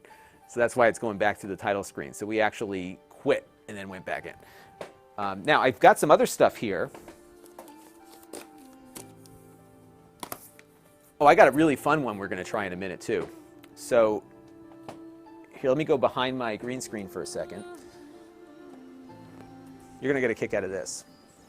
So this is a game that I know works on, let's pull up my other input here. This one I know is a backwards compatible game. And it's kind of fun because, let's let that finish downloading here. So they don't have like a suspend option. You can just quit. But I'm guessing if I switched from one game to the other, it should go pretty quick there. Okay. So let's see. Is this still looking pretty good? You know, I shouldn't have worn a green sweater to go in front of a green screen, which is why it doesn't look so great there. That's my only fault today. Okay, so next time we don't wear the green sweater. All right, so I think what I'm going to do is let this finish downloading so we can have a few more games to play around with here. At least get one more game downloaded here, which is going to be, yeah, we'll let that just kind of cook here. So yeah, so there you go. So if you're in a hurry to get that new game downloaded, when you're playing a game while you're waiting, it's going to take a while. And Edman says the green screen looks good. Excellent. Yeah, that Elgato green screen that I got behind me has been really good. But so far, like there's very little fan noise out of this. It's super quiet. And I'm just checking the time because my wife will be home soon with the kids. So we've got probably another hour or two. And yeah, so this game, oh, I haven't even showed you what game it is. So this is, and I saw Metal Jesus playing this the other day on his Series X. So to put this, here's what they used to do. Like this was in their death throes. So I was a subscriber to the to their, whatever you want to call it, their monthly or their mail-in thing. And the way it worked was you would get the 3 movies that you could have mailed to you at any given time, the DVDs, and then you would get 2 coupons a month for the store where you could rent a game or a movie. So of course I would use those coupons to rent games because I could get the movies over the mail. And then they had all sorts of other different things that they were trying to do, and they were all good for the consumer. But I kept like looking at this, thinking, I'm going into the store, and I'm never buying anything because I'm just bringing in coupons. Like how are they keeping the store open? And sure enough, they couldn't keep the store open, and that was the problem. But they did this thing towards the end where, because remember they got rid of late fees. So if you didn't return the game, they would just charge you the price to buy it at a used price. So for this one, I rented it with the coupon, and then I just kept it. and they billed me like $20, $30 or whatever it was, and that was it. And actually, most of the Xbox games I own are all from Blockbuster. I've got a few others here. I don't think these other games are backwards compatible. So I've got like this one. This one was from EB Games. I think somebody bought this for a holiday or something. I still have all the original books and stuff in them. Yeah, here you go. Like I would just go in and buy these like super cheap. So and a lot of times it was like buy two get one free. You know, so it's got the sticker on it. It's a whole. And I would sometimes flip them too. I'd buy like, whenever they had a sale, I'd buy them and flip them. And I have this one, Outlaw Golf. They didn't have the sticker on that one. But yeah, I got a bunch of those. Got a super chat from Carol. Thank you very much for your super chat contribution there. We're just waiting for some games to download here, and then we'll take a look. I want to just test out that fast resume thing. So we're just waiting for these things to resume. And I missed some other chats here. Mark Dell again, thank you very much for another super chat contribution. Older games have auto HDR. Geometry Wars looks amazing. Also show off quick switching. Yeah, we're going to try to do the quick switch on that in a minute. So I apologize for missing your super chat earlier. It's weird. My vMix thing is not grabbing all of these comments again, so I got to jump back and forth. So thank you, Carol, though, for your super chat. And thank you, Mark Dell. And Chad Wolf, thank you very much for joining as a member. So Chad is a new member on the channel. Thank you very much for that. All right, so we're going to let this finish downloading. And Jesse Barato says, Black was a good game at the time. Yeah, I think it was doing something new and different, right? It was like, was it the destructible environments? There was something about it that was better. And if I'm not mistaken, it was developed by the people that made Burnout, one of my favorite games.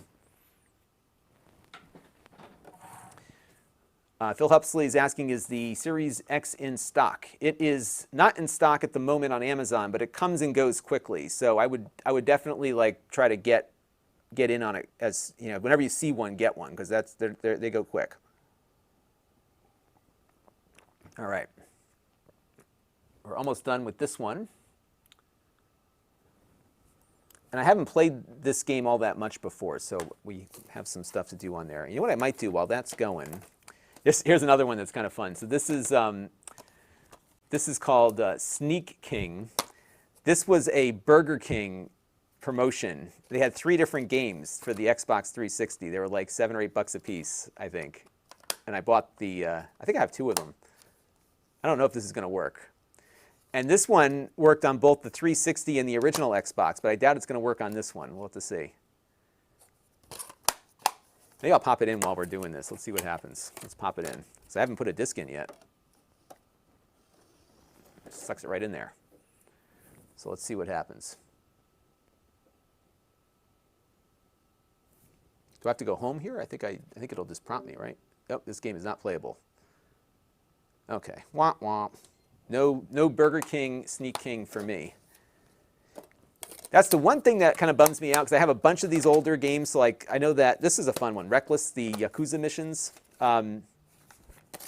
This one doesn't seem to work. I gotta call my mother back. Mom's calling me. We'll have to get back to her in a little bit. I don't think this one works either. And this was like, I think this was one of the launch titles for, yeah, it's not working either. So there are a good number of OG Xbox games that work on here, but not a lot. Like not the ones that I own, unfortunately. But it does work on here, which is one of my personal favorites. So put these aside for a second here. Burnout Revenge does work. And this is the 360 version of Burnout Revenge. It got a little faded. But I owned this on the OG Xbox, and then I got it for the 360 to play it in HD. So we'll take a look at that one real quick. And I think this one is 4K enhanced, if I'm not mistaken.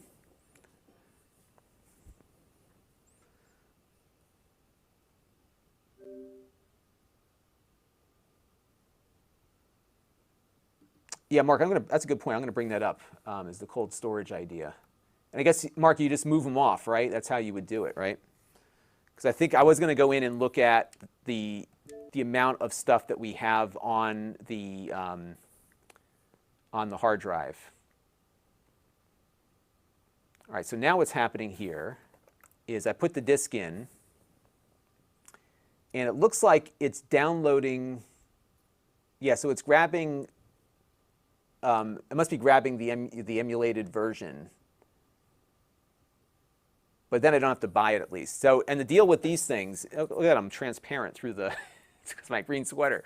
The deal with these things is that you don't have to, you have to put the disk in to play them, even though it's downloading the game itself. So it's basically downloading even though I have the disk. The disk is kind of like a key.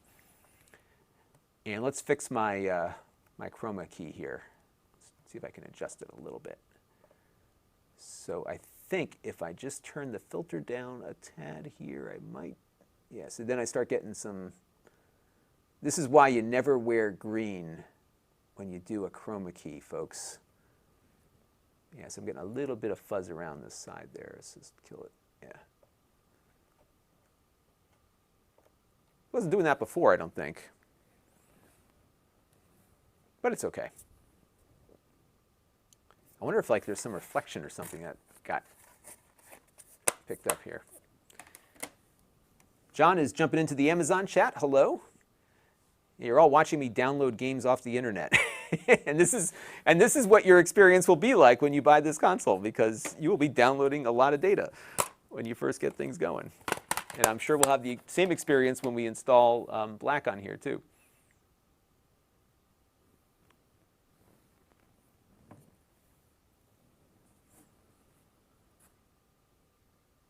Isn't that weird that it's doing that now? Because it wasn't doing the doing that before. I wonder if I scroll up here.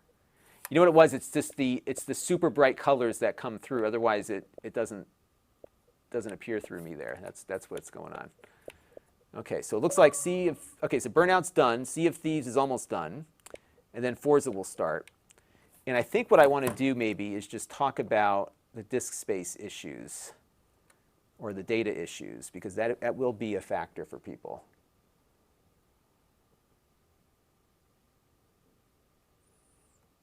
And as we just saw with Burnout Revenge, it still had to download 4 gigs, right? So even though we have the disk, it's not, you know, the game is actually being downloaded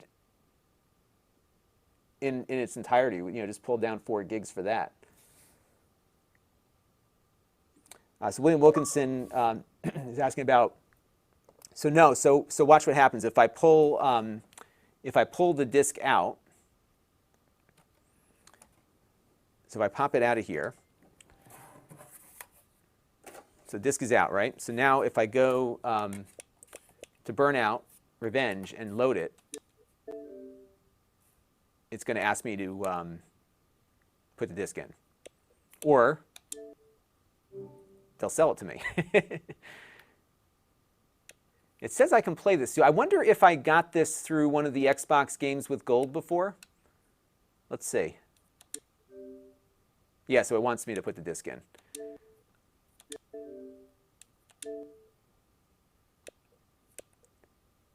But hey, $10 for this game, that's a good deal. This is a great game.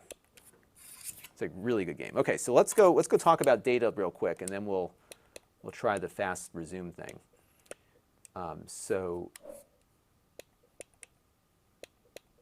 And I think I'm going to take Mark's suggestion, because we can move. Do I have an external hard drive I can plug into this thing real quick? I think I might just bring it up.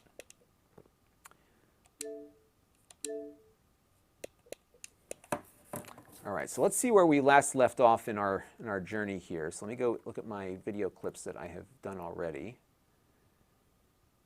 And so finding enhanced games. I'm just going to play back this clip real quick just to see. 3, 2, 1. Type. Now, none of the games that I own are currently enhanced for the Xbox Series X or S here, except Fortnite. But again, I can more easily just sort. Okay. Now, I think what I'll do is I'll just pick it up from here. And what I will also do is let's go and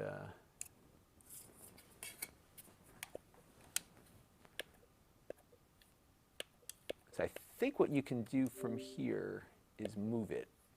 Yeah.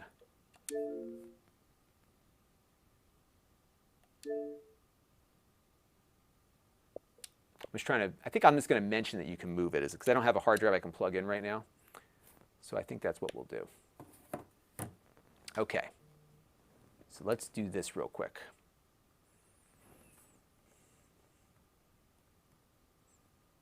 Bear with me, folks, for 1 second. Okay. 3, 2, 1. Now, one thing I want to mention here is the size of the games that the enhancements will ultimately require. So as you can see here, right now, we're pulling down about 82 gigabytes from the Microsoft servers here for Forza Horizon 4. And that's just one game. And that, of course, is not only going to eat into your data cap, it's also going to just take a while to get these games installed. So if you're expecting to give this as a gift, just make sure there's some time in the day to get some of these titles downloaded. Depending on your internet connection, some games may deliver faster than others. And right now I've got a game running in the background, so it actually slows down the data rate in which it downloads when a game is being played. So it does take a while for these games to get delivered depending on how fast your connection is. And there's also going to be some issues related to delivery of these games. By the way, I have a green screen up behind me because we're going to show a couple of little gameplay things in a second. There are some games that, even though they come on disc, have huge updates, and then some of the older games that you might have from the Xbox 360 also have to download updates as well. So there's going to be a lot of stuff that you're going to push down here. Now, one of the things that my friend Mark Dell in the chat room suggested, though, is getting an external hard drive as cold storage so you don't have to re-download these games in the future. So, for example, when Forza Horizon 4 finishes downloading, we'll have it on the internal SSD of the console, but I might want to move that to an external hard drive when I stop playing it. And then if I come back to it a few months later, I can just copy it back over from the external hard drive versus having to download it all over again. And that's one way you can mitigate some of the data usage on your account. But again, just be prepared for a lot of data consumption, especially in the early days of your console ownership as you're bringing all those new games onto it. I think that worked.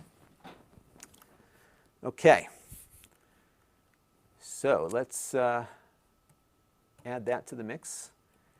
Yeah, I've been finding that it's been fun to kind of try to make videos out of these streams in a way that the viewer can gain some value, you know, so that's been a lot of fun. Okay. All right, so now we're good there. So let's see if we can demo this, this quick resume feature. And I think what I'll do here, I don't know if it does it with the 360 titles or not, but we're in Ori, right? So let's go get back to my game that I had saved before. Oh, now it's going to Burnout Revenge, just like that. Okay.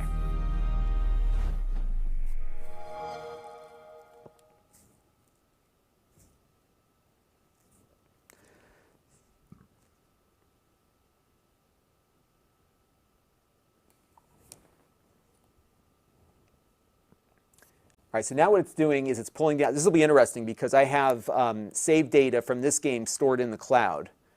So presumably, if I were to take this disk and put it into the 360, I could play it there and then go to the Xbox One upstairs and then come back to this one, and it should be pretty much where I left it. Yeah, so now it's downloading my save games here, so it's all synced up.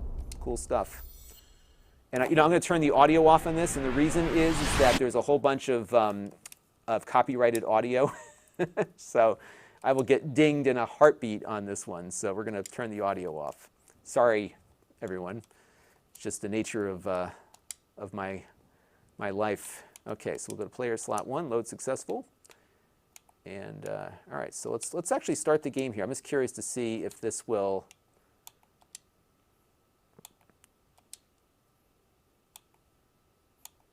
So we'll do like one of the crash modes here. So this is like the best Burnout game ever, without question.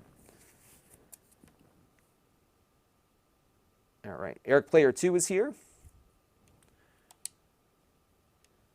It looks pretty good. Now remember, this is an Xbox 360 game that's being upscaled to 4K right now. It looks good though. It seems to be running pretty fast. All right, so let's. Okay, so now what I'm going to do real quick is I'm just going to pause it here. Okay. I'm going to go back to the menu and I'm going to go back to Ori. Now it looks like because there's a little controller shield icon there, I think Yep, quick resume. And it brought me back to the main menu, but that's where I was. So let me load up the game here real quick, and then we'll do another quick resume and see if it does what we think it's going to do. So okay, I'll give you that. So Heyman here says that that Burnout 3 is still the best one. I'll give you that.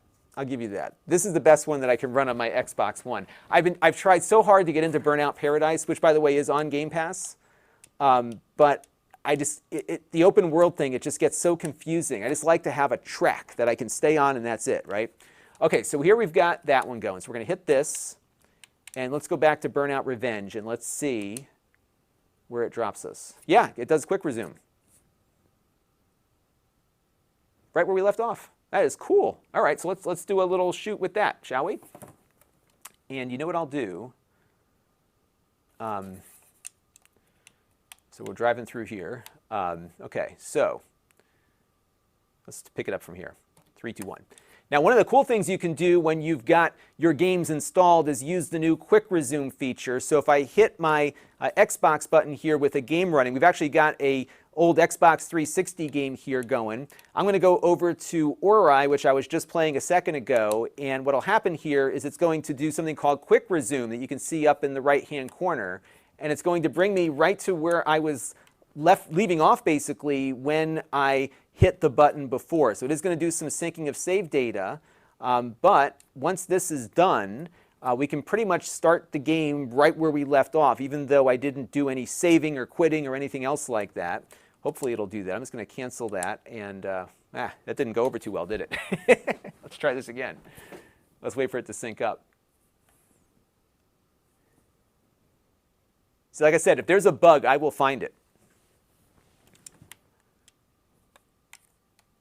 I don't know if it dropped us off right where we left off. Let's see. Let's go over to here, because maybe there was like a little checkpoint or something. All right, so let's do it from this perspective. Let's try this. 3, 2, 1. So this is like take 2 on that one. 3, 2, 1. All right, so we are in. All right, nobody friend me for a minute or two, okay? 3, 2, 1. All right, so 3, 2, 1. Now, a cool thing about the new Xbox consoles here is that they have something called Quick Resume. So right now, I am in one of the enhanced games. This one is called Ori.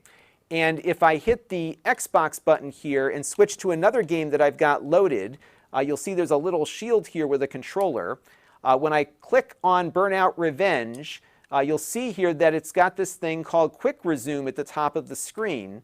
And what it will do is basically bring me right back to where I left off in the game, like literally right where I left off when I hit the button. And I can easily switch between games without having to quit them first, and it will, in most cases, retain what I was doing last. So if I go back now to Ori here, there is a bit of a splash screen wait, but that Quick Resume is going to pick up pretty much right where I left off. That is really cool. And we were able to do this with an Xbox 360 game running in backwards compatibility. Really cool stuff. That was good, right? Let's watch that real quick and make sure I'm happy with it. So let me pull that in real quick. That was cool. So Quick Resume. Let's watch that real quick. In case you're wondering, I'm shooting a video while we do this, so that's why I try to max. Here's my thing. For me, the cost of what I do is time and buying all this stuff, right? I bought this, but time is a big part of the value proposition for what I do. So if I'm able to do a live stream and make a video out of it, I'm going to do that, right? Because it's a matter of stacking, doubling up or double dipping on the time that I've invested. And you all benefit, and I benefit from you because you're telling me some really great things to talk about. 3, 2, 1. Now, a cool thing about the new Xbox consoles here is that they have something called Quick Resume. So right now, I am in one of the enhanced games. This one is called Ori. And if I hit the Xbox button here and switch to another game that I've got loaded, you'll see there's a little shield here with a controller. When I click on Burnout Revenge, you'll see here that it's got this thing called Quick Resume at the top of the screen. And what it will do is basically bring me right back to where I left off in the game, like literally right where I left off when I hit the button. And I can easily switch between games without having to quit them first, and it will, in most cases, retain what I was doing last. So if I go back now to Ori here, there is a bit of a splash screen wait, but that quick resume is going to pick up pretty much right where I left off. That is really cool. And we were able to do this with an Xbox 360 game running in backwards compatibility. Really cool stuff. All right, I can live with that. Okay, so let's see if it does it with the original Xbox. Good question. So let's do that real quick. And I think I might do a little setup here on this one, because this will be kind of fun. So let's pop the game disc out here. Now I wonder, let's try this real quick. I took the game disc out, but we still have, I wonder how the licensing is going to work on that one. Let's see. Ah, it wants the game disc. All right. Well, we tried. And I'm guessing it must just do it's a snapshot, right? Like it just dumps the RAM. I can't wait to play this game upstairs. By the way, I have all my original stuff on here too. I've got the game disc, of course, the manual. I've got an Xbox Live, a subscription. I wonder if this would still work because I haven't used it. A subscription code. This is a 48-hour free trial for Xbox Live Gold on the Xbox 360. That's in good condition, isn't it? All right. So let's do the setup on this one here. And then we'll see what happens. Okay, so we'll do a little thing on backwards compatibility. Is it Ori or Ori? Ori? Ori, whatever. I'm old. I don't know any of these things. All you kids, 45 years old, I don't know what the heck half these games are called. So I just know the ones that I played on my Atari 2600. And yeah, so I made the mistake of wearing a green sweater today. So there we go. Okay. So we'll talk about backwards compatibility real quick. And maybe I'll make another copy of my thing here. So I have like, give me a second here. So I'll create another virtual input. And this one will just be me on the green screen. And you all can like mess around with it later. Let's see, we're going to go to key, color key. Let's go turn it off. Okay. And then I'll go to position, and I'll just reset all of the cropping. Oh, you know what's interesting is it was cropped in the other one. Yeah, I'll just roll with it. Okay. Let's just roll with it this way, and then we'll go from there, and I'll take it on 2. Okay, here we go. Edmund says, I'm old too, but I refuse to grow up. That's it. I missed that Toys R Us commercial. Okay.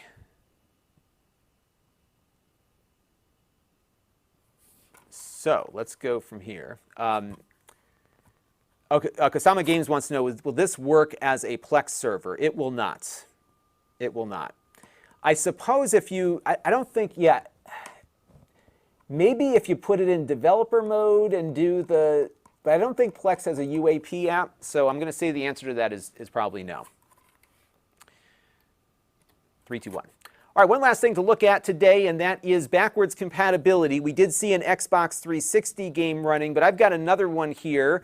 This one I actually got at Blockbuster. I never returned it, but they allowed you to buy the game by just not returning it at that stage of their existence. And this one's called Black, and this was a first-person shooter that ran on the original Xbox. And this box has been behind me on the set here for a long time. So let's put this in and see if it's going to work here. So we're going to stick that in the drive there. Now, if the game is compatible, what it will do is go and download a package from the Microsoft Store. And you do have to have the game disc installed in the drive in order for these games to work. So you can see here we are doing an install now. It is, in some cases, able to copy that data over from the disk. I found with the Xbox 360 games that it actually downloads them from the store, and the disk becomes kind of like a key. And if the disk isn't in the drive, it's going to ask you for it, even if you're doing the quick resume feature as well. But as you can see, this one's going a lot quicker because black is an original Xbox game, and I'm guessing the x86 code here translates quite well. And we'll wait for that to install, and now we are good to go, and we can play black in 4K. So we'll let this thing boot up here. We got the original Xbox graphic here loading up as the game begins. That's a pretty cool flashback to the old days, the good old days of the original Xbox. And here we go. We've got it running. Let's jump into the game real quick, and I'll be right back. Okay. So let's grab that. And I guess the question was whether or not this will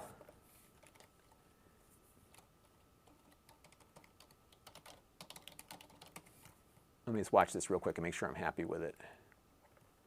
So I'm trying to make this more just like a quick overview kind of video because everybody's done so much content on this already that I'm trying to pick up people that are curious or mostly actually parents shopping for kids to just have some expectation as to what they're getting.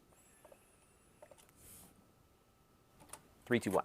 All right, one last thing to look at today, and that is backwards compatibility. We did see an Xbox 360 game running, but I've got another one here. This one I actually got at Blockbuster. I never returned it, but they allowed you to buy the game by just not returning it at that stage of their existence. And this one's called Black, and this was a first-person shooter that ran on the original Xbox. And this box has been behind me on the set here for a long time. So let's put this in and see if it's going to work here. So we're going to stick that in the drive there. Now, if the game is compatible, what it will do is go and download a package from the Microsoft Store. And you do have to have the game disc installed in the drive in order for these games to work. So you can see here we are doing an install now. It is, in some cases, able to copy that data over from the disk. I found with the Xbox 360 games that it actually downloads them from the store, and the disk becomes kind of like a key. And if the disk isn't in the drive, it's going to ask you for it, even if you're doing the quick resume feature as well. But as you can see, this one's going a lot quicker because black is an original Xbox game, and I'm guessing the x86 code here translates quite well. And we'll wait for that to install, and now we are good to go, and we can play black in 4K. So we'll let this thing boot up here. We got the original Xbox graphic here loading up as the game begins. That's a pretty cool flashback to the old days, the good old days of the original Xbox. And here we go. We've got it running. Let's jump into the game real quick, and I'll be right back. Okay, that'll work. That will work. Okay. And I guess there's a bunch of, let me turn on the audio here.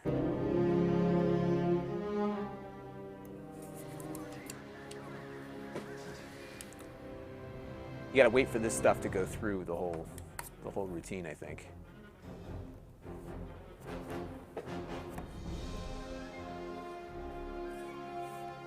How do we get past this? I guess you gotta have to just like sit through the credits here. Give that a shot. So Jim Williams wants to know, how fast is my connection? I love to talk about my connection. My connection is right now 2 gigabits symmetrical on one leg and a second 1 gig upstream or symmetrical connection on the second leg. This is Comcast Gigabit Pro, and it solved a lot of problems for me. For those of you who have watched me for a while, you know that my connection had always been a real pain because not only was it slow on the upstream, we also had a lot of reliability issues with my prior Comcast connection. And this is much better. So this is Metro Ethernet that runs from my house directly to the head end over fiber optic. It's direct fiber to the home. And it's something Comcast offers. You got to call them and you got to get the right person on the phone and this whole thing.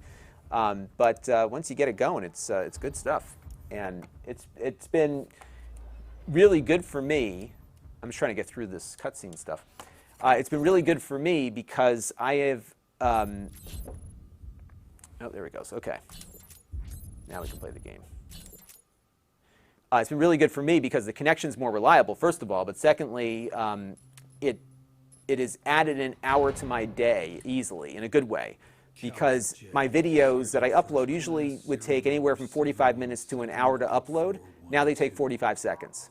Like, that's a huge difference because I'm pushing up 2 gigs. And you don't always get that speed, Because I'm finding, this is actually, it kind of reminds me of the old days before my, let's go back to the gameplay image here so you can see what's going on. Reminds me of the old days before my, I'm just trying not to show too much of these violent scenes here. To be family friendly on Amazon here. Back in the old days of my DSL connection, I would notice that some sites were slower than others, and now it's the same with this stuff. Like typically, you know, I'll rarely get like the full 2 gigs uploading someplace or downloading, right? Usually it's a gig or less. Unbox It All wants to know how much does it cost. So the 300, the 3 gig service that I have is about $320 a month. It's a lot of money, but for me it made sense because it saved me a bunch of bucks. Weapons dealers, heavy hitters dealing mostly. And there was a $1,000 setup fee also, so that was part of it as well. I'm just trying to get through the cutscenes here. They don't give you any way to get out of this. It's just like constantly, you got to just watch it all. I guess it's fine. I guess they spent some time on it. They wanted the people to watch it, but. Division wanted 7th Wave taken out with extreme prejudice. Intel zeroed in on 3 possible targets. Valencia was the boss. Reuben and Yevtushenko were the muscle. 3 teams were tasked with overwatching. So someone wants to know, you think they did something just because I have an online voice? No, this is a product that they offer. I was fortunate that I was close to a fiber splice point, so they were able to make it work for me. That was what made it work. So you can call them, and they may not have it available in your area based on circumstances, on what's there. We got made. So I'm sorry, but I'm just waiting for this thing to finish the cutscene. I just want to get into the game. I forgot how they used to make you sit through this stuff. Okay, so we will jump into this real quick.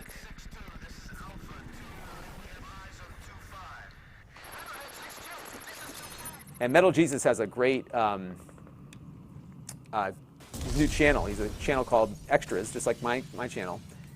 And he's got a lot of gameplay footage of this game. 3, 2, 1. Oh, let's see. How do I open the door? Blast doors. So, I mean, you can see the graphics here are definitely dated. And it doesn't fill up the whole screen here either. I wonder if I can adjust that. Let's see. I doubt it, because I don't think there's going to be any options for... Now the question is, could we, so Ori, so it's Ori and not Ori, right? So I will get it right. All right, so let's just play this real quick. 3, 2, 1. All right, so here we are playing the game here. It looks great, even though the graphics are slightly dated. They're nice and sharp here at 4K. It's running just perfectly. So the OG Xbox games that are compatible, I think, should work out pretty well. There's a lot of them on the Microsoft Store. You'll find them through Game Pass, of course, and you might also have some of the games with gold in your library, too, from the old Xbox days. So take a look and see what you got available to play there, but all in good stuff. So let's try this quick resume thing again. We'll go back to Ori. I was calling it Ori before, and some folks on the chat said that was not correct, but looks like quick resume here is still working. And yep, we're right where we left off there. And let's see if we can jump back to that OG Xbox game here. And it looks like, yep, quick resume works there too. Good stuff.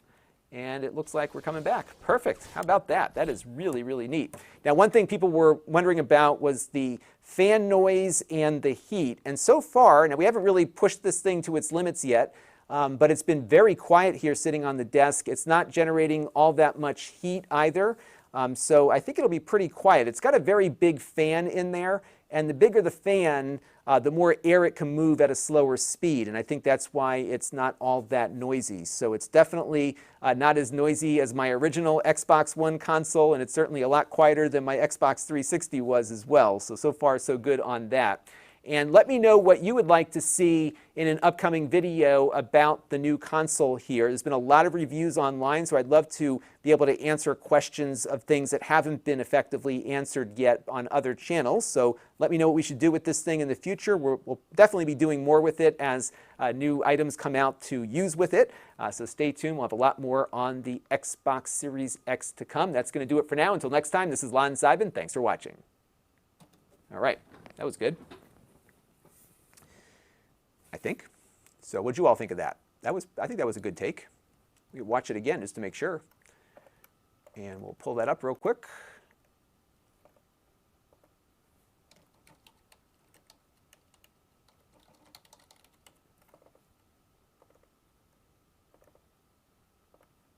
Let's take a look.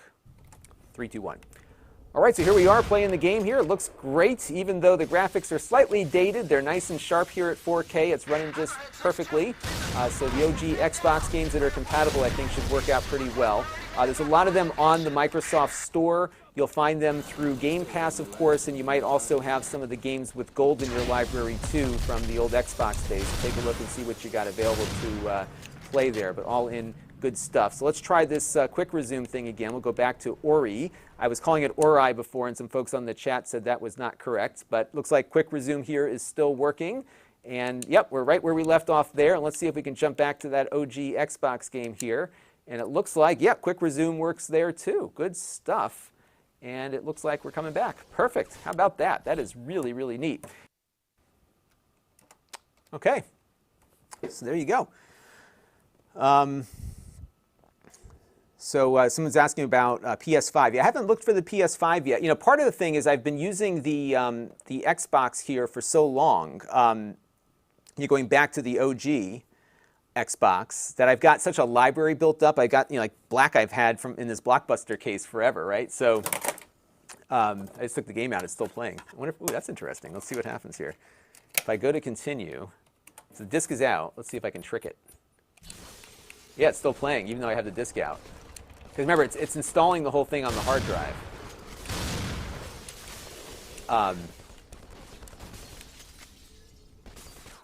Yeah, good stuff.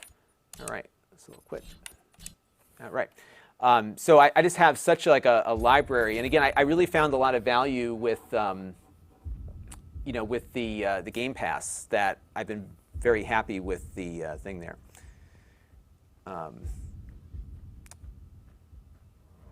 So It's a Macaroon has a question.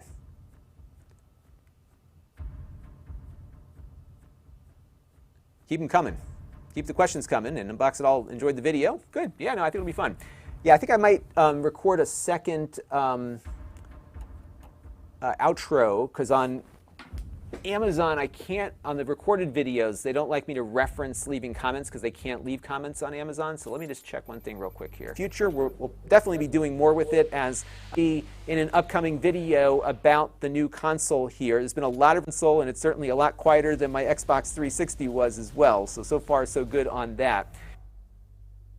And let me know what you would like to see in an up was as well. So far, so good on that. Okay, so I think what I'm going to do here is I'm going to just record another little thing. Let's get another camera angle here on camera 2.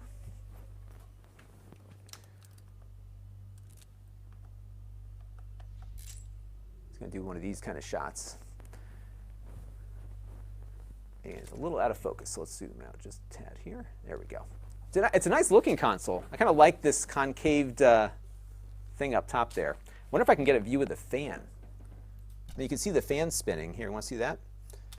Give me a second here. Let me just do this real quick. This might be some fun B-roll to have in there. And, oh, is that audio still going too, wasn't it? I'll turn that off. Okay.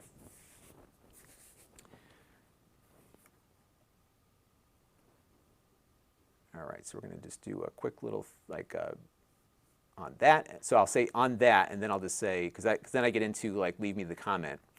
And the reason why I do that is because they don't like soliciting comments because they can't take comments. A lot quieter than my Xbox 360 was as well. So far, so good on that. And let me know what you would like to see. Yeah, so what we'll do is we're going to cut to here and just kind of, I'm going to let this run for a second to have a little bit of extra B-roll. And then I'll say that's going to do it for now. So we're just going to let that run. And I think what I'll do is just kind of, let me just do it this way. So that's going to do it for now. And until next time, this is Lon.TV. Thanks for watching. And that's going to come in, I'm going to replace that for the Amazon version. So we'll have a slightly different ending on the Amazon version, and that'll work. All right, so we're just going to do Amazon conclusion. And see that? I got a video done already. So now I've got one video for next week already. That's how it worked. Okay, so let me go through. Oh, you want to see the fan spinning? I might be able to get you an image of that. Let's see how that looks. So I'm going to free up some resources on the system here. So we're going to get rid of this one and that one and this one. And I'm going to, not that I had any resources that were an issue, but we're going to now turn off all of the color chroma key stuff, I think. There we go. And go back to position. But I love having this thing behind me that I can just pull up. So where was I cropping? So I have, oh, main, there we go. That's why I didn't see it before, okay. And now I just have to do this. Whoop. And it goes right back in. And that's the Elgato green screen, and we're back to normal. Isn't that cool? So that is it. Okay. Yeah, so some questions about finding this. And what I've seen with this is that you've got to just keep looking.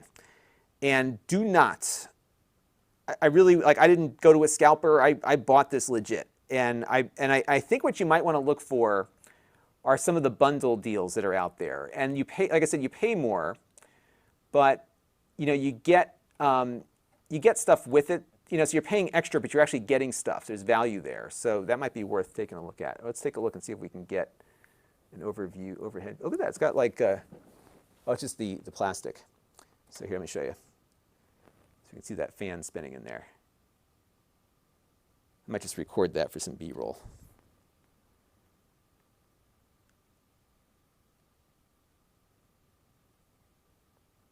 Isn't that cool? This is using the NDI app on my phone. So the same NDI that's bringing in the 4K video, I can bring in with my phone and just use the camera on my phone as an input over NDI. It's good stuff. Okay. Mark Dell was wondering, how much is that green screen? I'm not sure what it costs these days. If you look for Elgato green screen, I got it on a Prime Day sale last year. Elgato green screen. Let's take a look. It is $160. And I got it for less than that because it was a Prime Day thing a couple of years ago. But that was a good deal. It's really a great green screen. So, but yeah, there we go. I'm excited. It is so quiet. I'm actually really surprised by how quiet it is. The original Xbox One, it was super noisy because the console was noisy, and then the power supply, which was separate, was this big power brick. That thing had its own fan as well, and that would be running even when the system was off. So that was it. Kasama, though, has a very good point. I didn't even think about this. What happens when your brother drops a pencil or a Dorito in there? I guess that could be a problem. I could see crumbs getting built up in there. So keep them away from your brothers and sisters, everybody.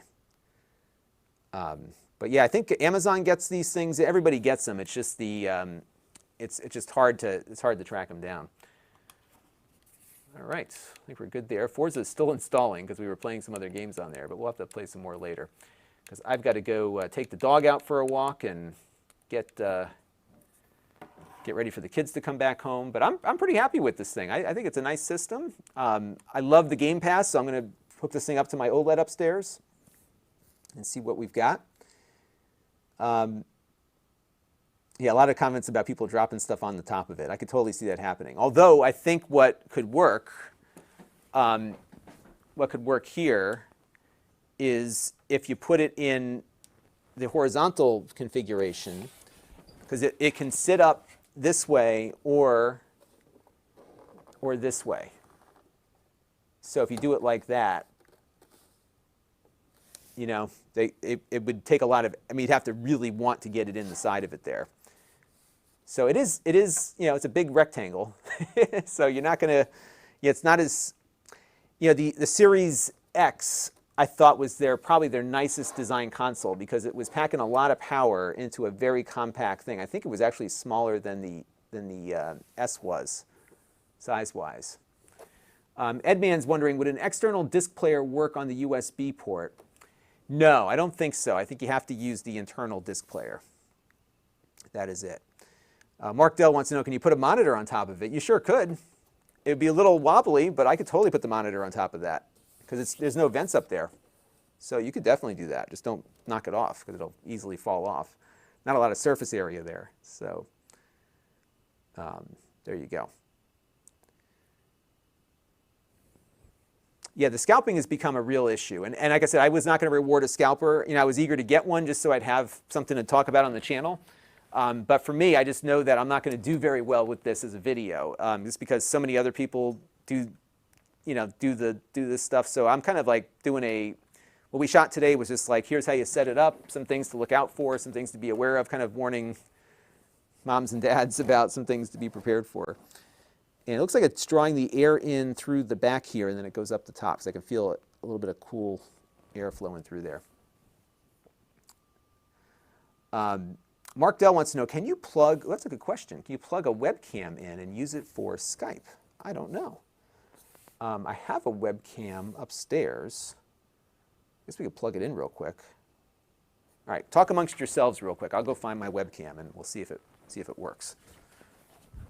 Let me go get that. And then I got to get going.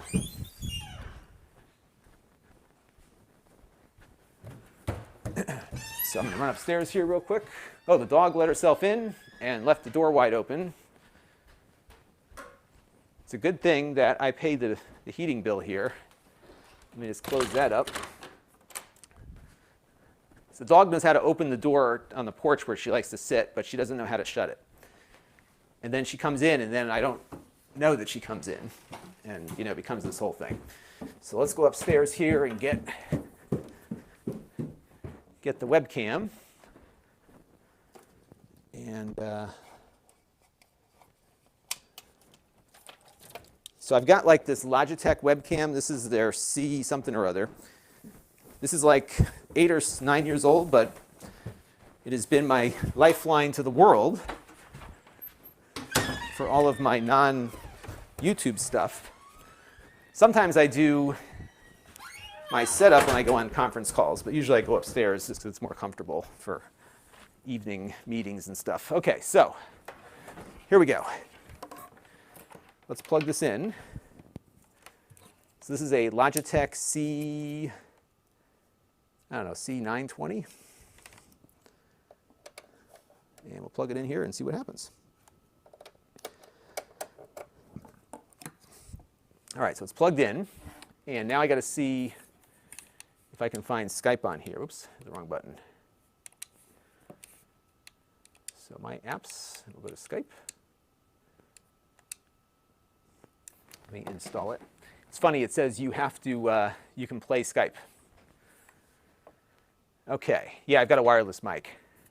And it's got like great range. I use a Sennheiser AVX system, and it's a great mic. In fact, I have a stick mic in addition to the lavalier system. So it has like a little pack, and then on the camera it's got a thing that plugs into the XLR input. And Edman says, reminder, 19 shopping days until Christmas. His Amazon wish list is available, so help him out. All right, so it says it's installing. Oh, I got to up it in the queue here. So install now, because Forza is still, it's still downloading. So it's a good thing I don't have a cap on my service, internet service. But if you have a cap, obviously you're going to run into trouble with that. All right, so it's installing Skype. It's downloading super slow. So let me go knock black out. Oops, shoot.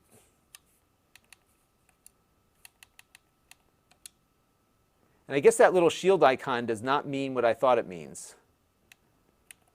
I think that means there's like some kind of club thing with it. I don't know.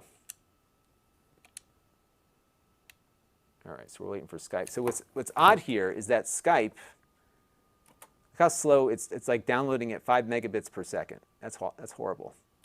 There it goes. Now it's speeding up a little bit. So we'll see. I got the camera plugged in here, and we'll see. It's a Macaroon Roblox has a question. Ask away.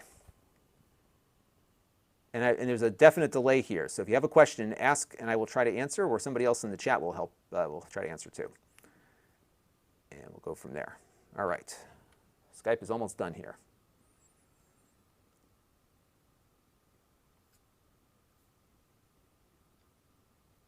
And the other thing I want to try out is, so a lot of people have been putting it into developer mode and using, they've been using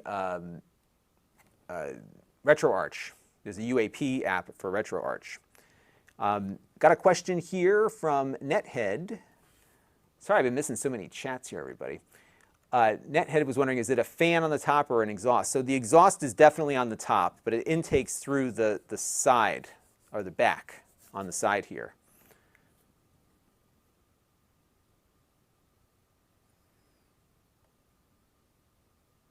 And it's Macaroon's asking some good questions, and everyone's been helping out there. That's great.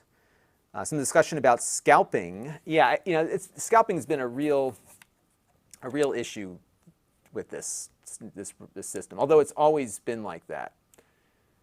Okay, so we'll say yes. All right, let's see what happens here. So it did ask about my camera, so let's explore. I'm just going to go up to the menu here and see if I can adjust some settings. Yeah, it looks like it detected the camera. So I'm going to try to call somebody. I'm going to try to call somebody that wouldn't mind hearing from me.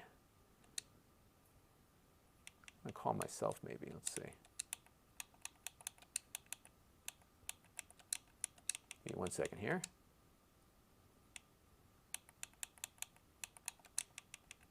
What if I can call myself? I think I can.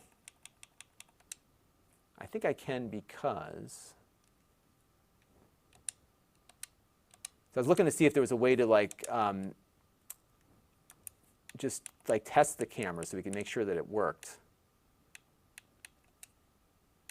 Because there's definitely like an option here for USB video device. Oh, test video. Here we go. Oh, yeah. So check it out. Let me scroll the screen down a little bit here. So here's the webcam. So this webcam here, see, it's working. So I would guess any UAP compatible webcam should work. And then I would guess that would also mean that you could plug in a like a switcher, like one of the Blackmagic switchers, or one of those other those HDMI capture things might work too. That'd be kind of a neat thing to do. So good stuff. All right, everybody. Yes, the Tam Man. Yeah, I'm going to try to do this myself about the RetroArch thing because I think that'd be really fun to do that. And I'm happy. See, this is the other thing is that Microsoft's smart about this because they know that people want to do some homebrew. They want to install some things on there. And the reason why a lot of people end up modding consoles and opening the door to all this piracy and stuff is because they just wanted to put some emulators on the system. And so there's more people motivated to crack it, right? So now if they allow a path for you to do that, you buy the $20 developer license and then download the UAP. If there's a path for people that want to load homebrew and emulators on there, there you go, you've got it, and now there's a whole bunch of people that are not motivated to try to crack the encryption, and I think that's a really smart move on Microsoft's part. So I'm really pleased that they are doing right by their users there. So that's good. I want to thank some folks here because I want to make sure everyone gets thanked. Jack Computers, Mark Dell ×2, Chad Wolf, who became a new member, and Carol. So everyone was a super chat contributor. Chad became a member.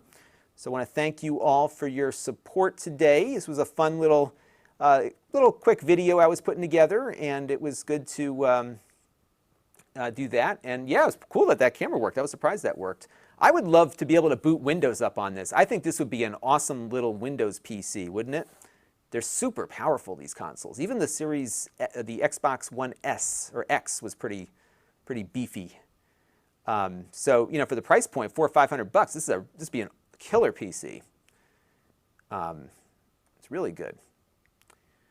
And there's some talks about scalping here. Here's the problem with the scalping is that there's a first sale doctrine in the law, which means that if you buy a physical item like this, you cannot be restricted from selling it because it's a physical, like people can own it and you can sell it. It has value, right? So, in the law, there's an issue with restricting that because it opens the door for restricting the sale of certain things. Now, granted, there are some things that have restrictions to them, right? There's controlled devices and substances and everything else, but you don't want to go down the road, I think, of making it illegal to sell, right? And you can't stipulate price. You know what I mean? Like you have to have some free market going on. And unfortunately, all of the value, there's a lot more value, I think, to having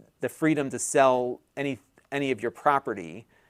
And one of the costs of that freedom right now is the scalping of scarce items like this.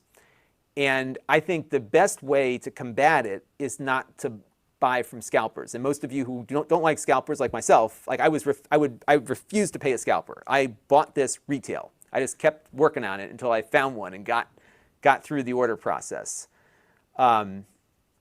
So that's why I'm nervous to say like they should ban scalping, because then you would have, if you sold your Xbox for a certain amount of money, you might actually break the law. You know what I mean? It's hard to make it illegal.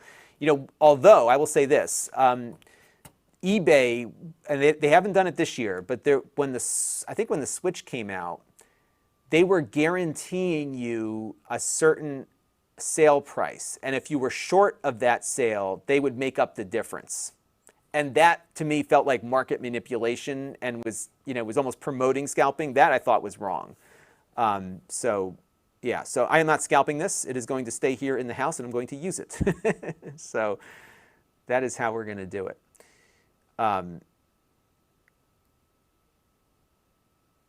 So Ermi wants to know, does it take advantage of my fiber internet?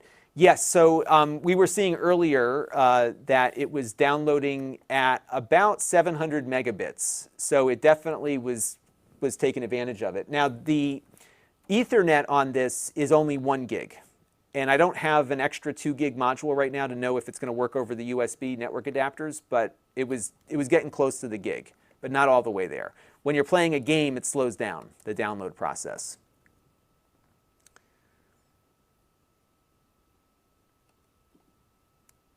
And Mark here says you can use a keyboard and mouse on it.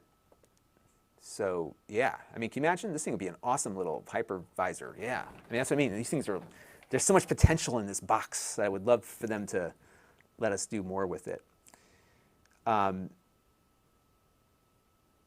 Jesse wants to know if I tested an external hard drive with it. I have not. However, I have.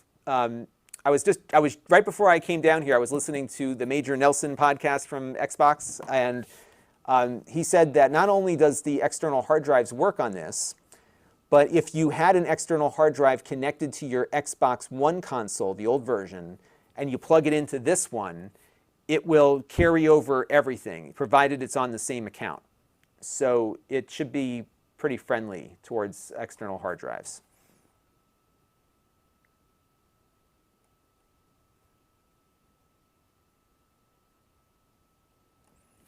So it is accessible there.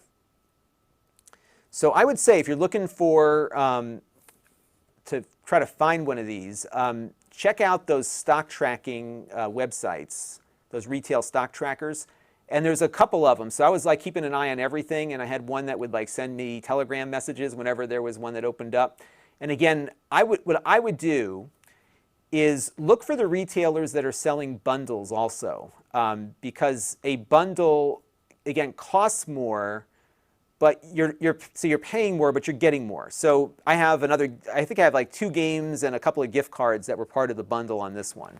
So I'm not paying more than the value here. And I think the bundles tend to not attract the scalpers because they're harder to make their money back. So that's that. And Mark says, I love how it looks like this impossible obelisk on my desk. Yeah, it kind of looks like that thing they found in the desert in Utah, right? Alec wants to know, how does it do with streaming apps? I haven't tried any streaming apps on it. We could try YouTube, I guess, or Twitch or something. I'm sure it's going to be fine with those things. You know what we'll do? We'll load up HD Home Run here. Let's install that real quick. So HD Home Run is what I use to watch live TV. We're going to talk about them actually tomorrow on the wrap-up show because they just discontinued one of their products. But it's a good... Go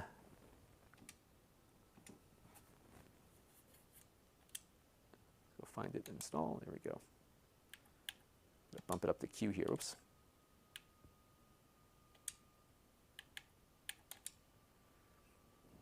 So this is how I watch live, like my socks. This is how I watch live TV on my network here.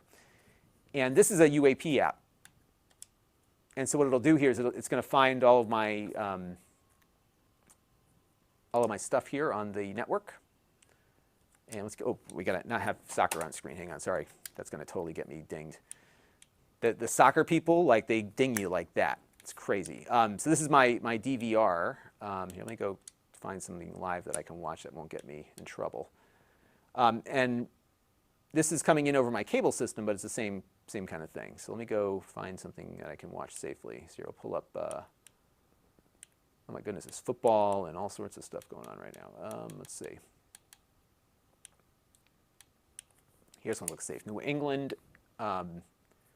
This is New England gardening. No problem. So this is the HD Home Run app pulling in my cable TV. Streaming it, no problem.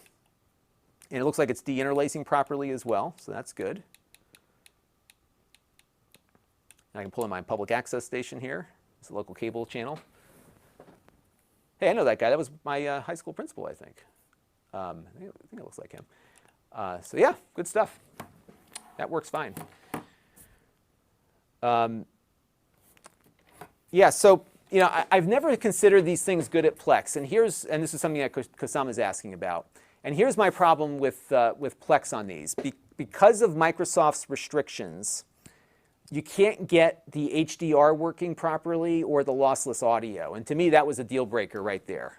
So I will test it on my TV upstairs with my home theater system and see if it does any better. So we'll have to check that out. Yeah, Mark says you can't plug your cable box into it, but I have my HD Home Run, which is it's a box that sits in my network, and I have a cable card in it, and then it puts all the stuff out on the local network for me. So that works really well. Can you stream Xbox Series X on Windows 10 PCs? Good question. Let's try that real quick, because that's an app, I think, right? So let's go find my Windows computer real quick, and let's see if that works.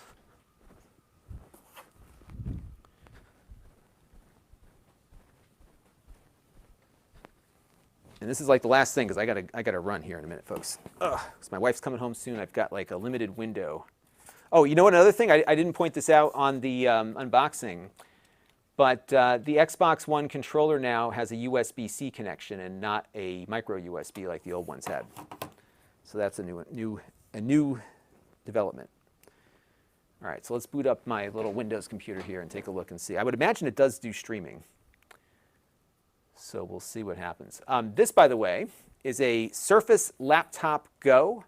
I reviewed this a little while ago. I bought this also. I'm very happy with this laptop. It's very lightweight. I love the 12-inch form factor, and I get these because I don't have a lot of room on this desk. And what I like about this laptop is that I had a Surface tablet, the Surface Go, which I liked also. But this one's a lot more powerful. It's got like the regular i5 processor on board. So it's been good for a lot of the things that I do on the desk with Windows devices. So this has been really good for that.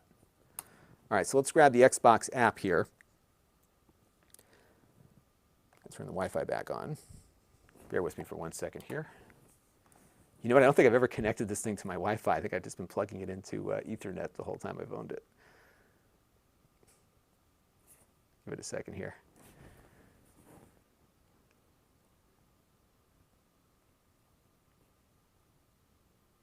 Yeah, so Mark Dell says, yeah, I can't imagine them not allowing you to stream. Sorry, my Wi-Fi is not connecting here. Come on. It's making me look bad. Are we connected yet? Not yet.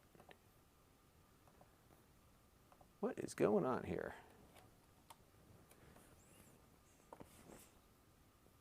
Oh, now it's connected. Okay, so let's go and grab the Xbox app here.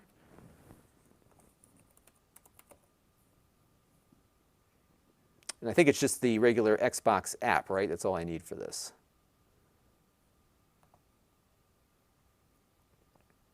And this thing is so lightweight, it's like, it weighs less than the MacBook Air does. It's more than the little 12-inch MacBook, which was my favorite Mac of all time. And I was really hoping they would have like the M1 little Mac like this, but not yet. But we'll see. Yeah, it's a cute laptop. And you know what? It's nice. It's got a touch screen. And so they have a couple of versions available. They all have the i5 chip.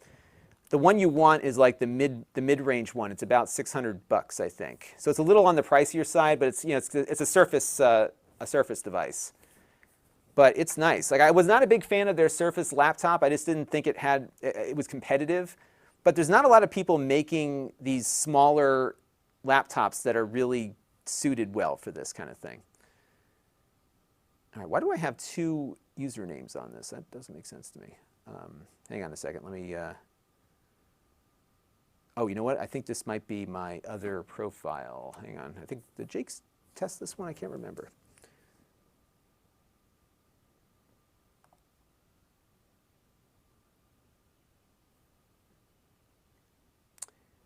Bear with me for 1 second. You know, I think what I've got here is I'm on the wrong account. So let me log out and pop back in with my other account. I have a test account that I use for a lot of stuff.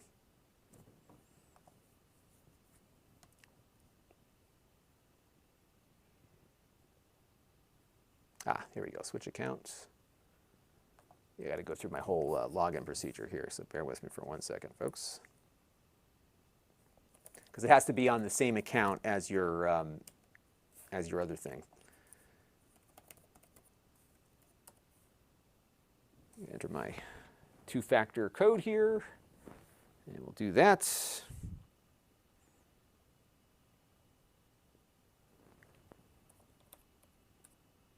Okay, so now we are in. Okay.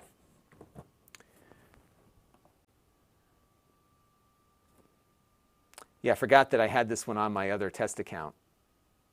So that is what happens. So now when I log into this one, it should connect up properly. So many logistics. Okay. And I've been using the same image on my account since the Xbox 360.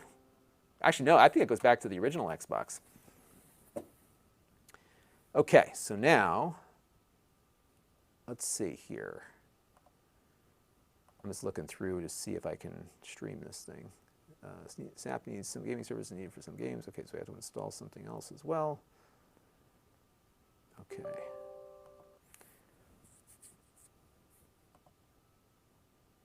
All right, so now I'm just looking through here to see where that console streaming thing is. Yeah, so you can't do the game streaming from their servers on here, but you should be able to stream from the console. And I just forgot how to do that, so maybe somebody can... Xbox Console Companion app. Oh, that's a different one. Okay, so let's look for that one. Console Companion.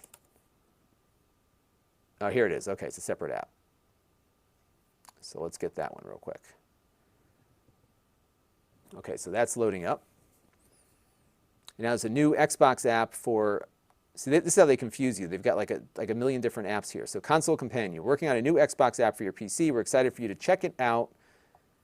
Download to, okay, so we're just going to forget that. So if I go over to connect to your Xbox One, Xbox. So that's my, oh, so it's not finding this one. So let me go, because this is my Xbox Series, or Xbox One, whatever. So it wants me to look for the IP address. So let me get the IP address of this one. It may not support it, I don't know. All right, hang on one second. Let's go to settings. So I'm out of room on my desk here. I got too much stuff.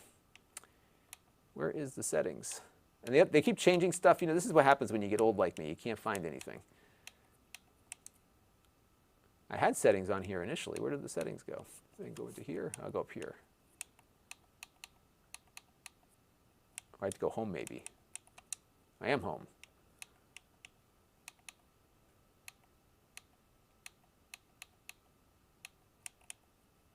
Groups, store, community, Game Pass, Blazing, events. Maybe click going this way, maybe? I'm not crazy here. I was in there before, wasn't I? And I've added stuff to my home screen that I didn't mean to add either, so that's a whole other confusion point there. So let me go into, I just got to find the settings again too. I don't know where the settings went. Game activity. Capture settings, settings. Okay, there we are. So now I just need to get the IP address for this thing to see if it works.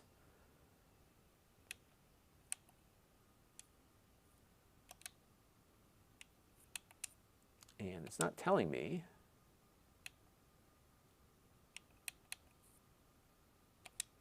Oh, here we go. Okay, so I got to type in the IP address. Let's see. So I'm going to type in the IP address, 2.56 on my local network here. Okay, now it's in. It's working. And you know what? I was confused because this was the right one. It's just that it didn't have the right icon next to it. So the icon that it was showing me was not this one. It's showing me an icon for an Xbox One X. So we can do a test stream here. So start test. So it's going to run a quick test here, and then we'll maybe play a game or something and see if it works.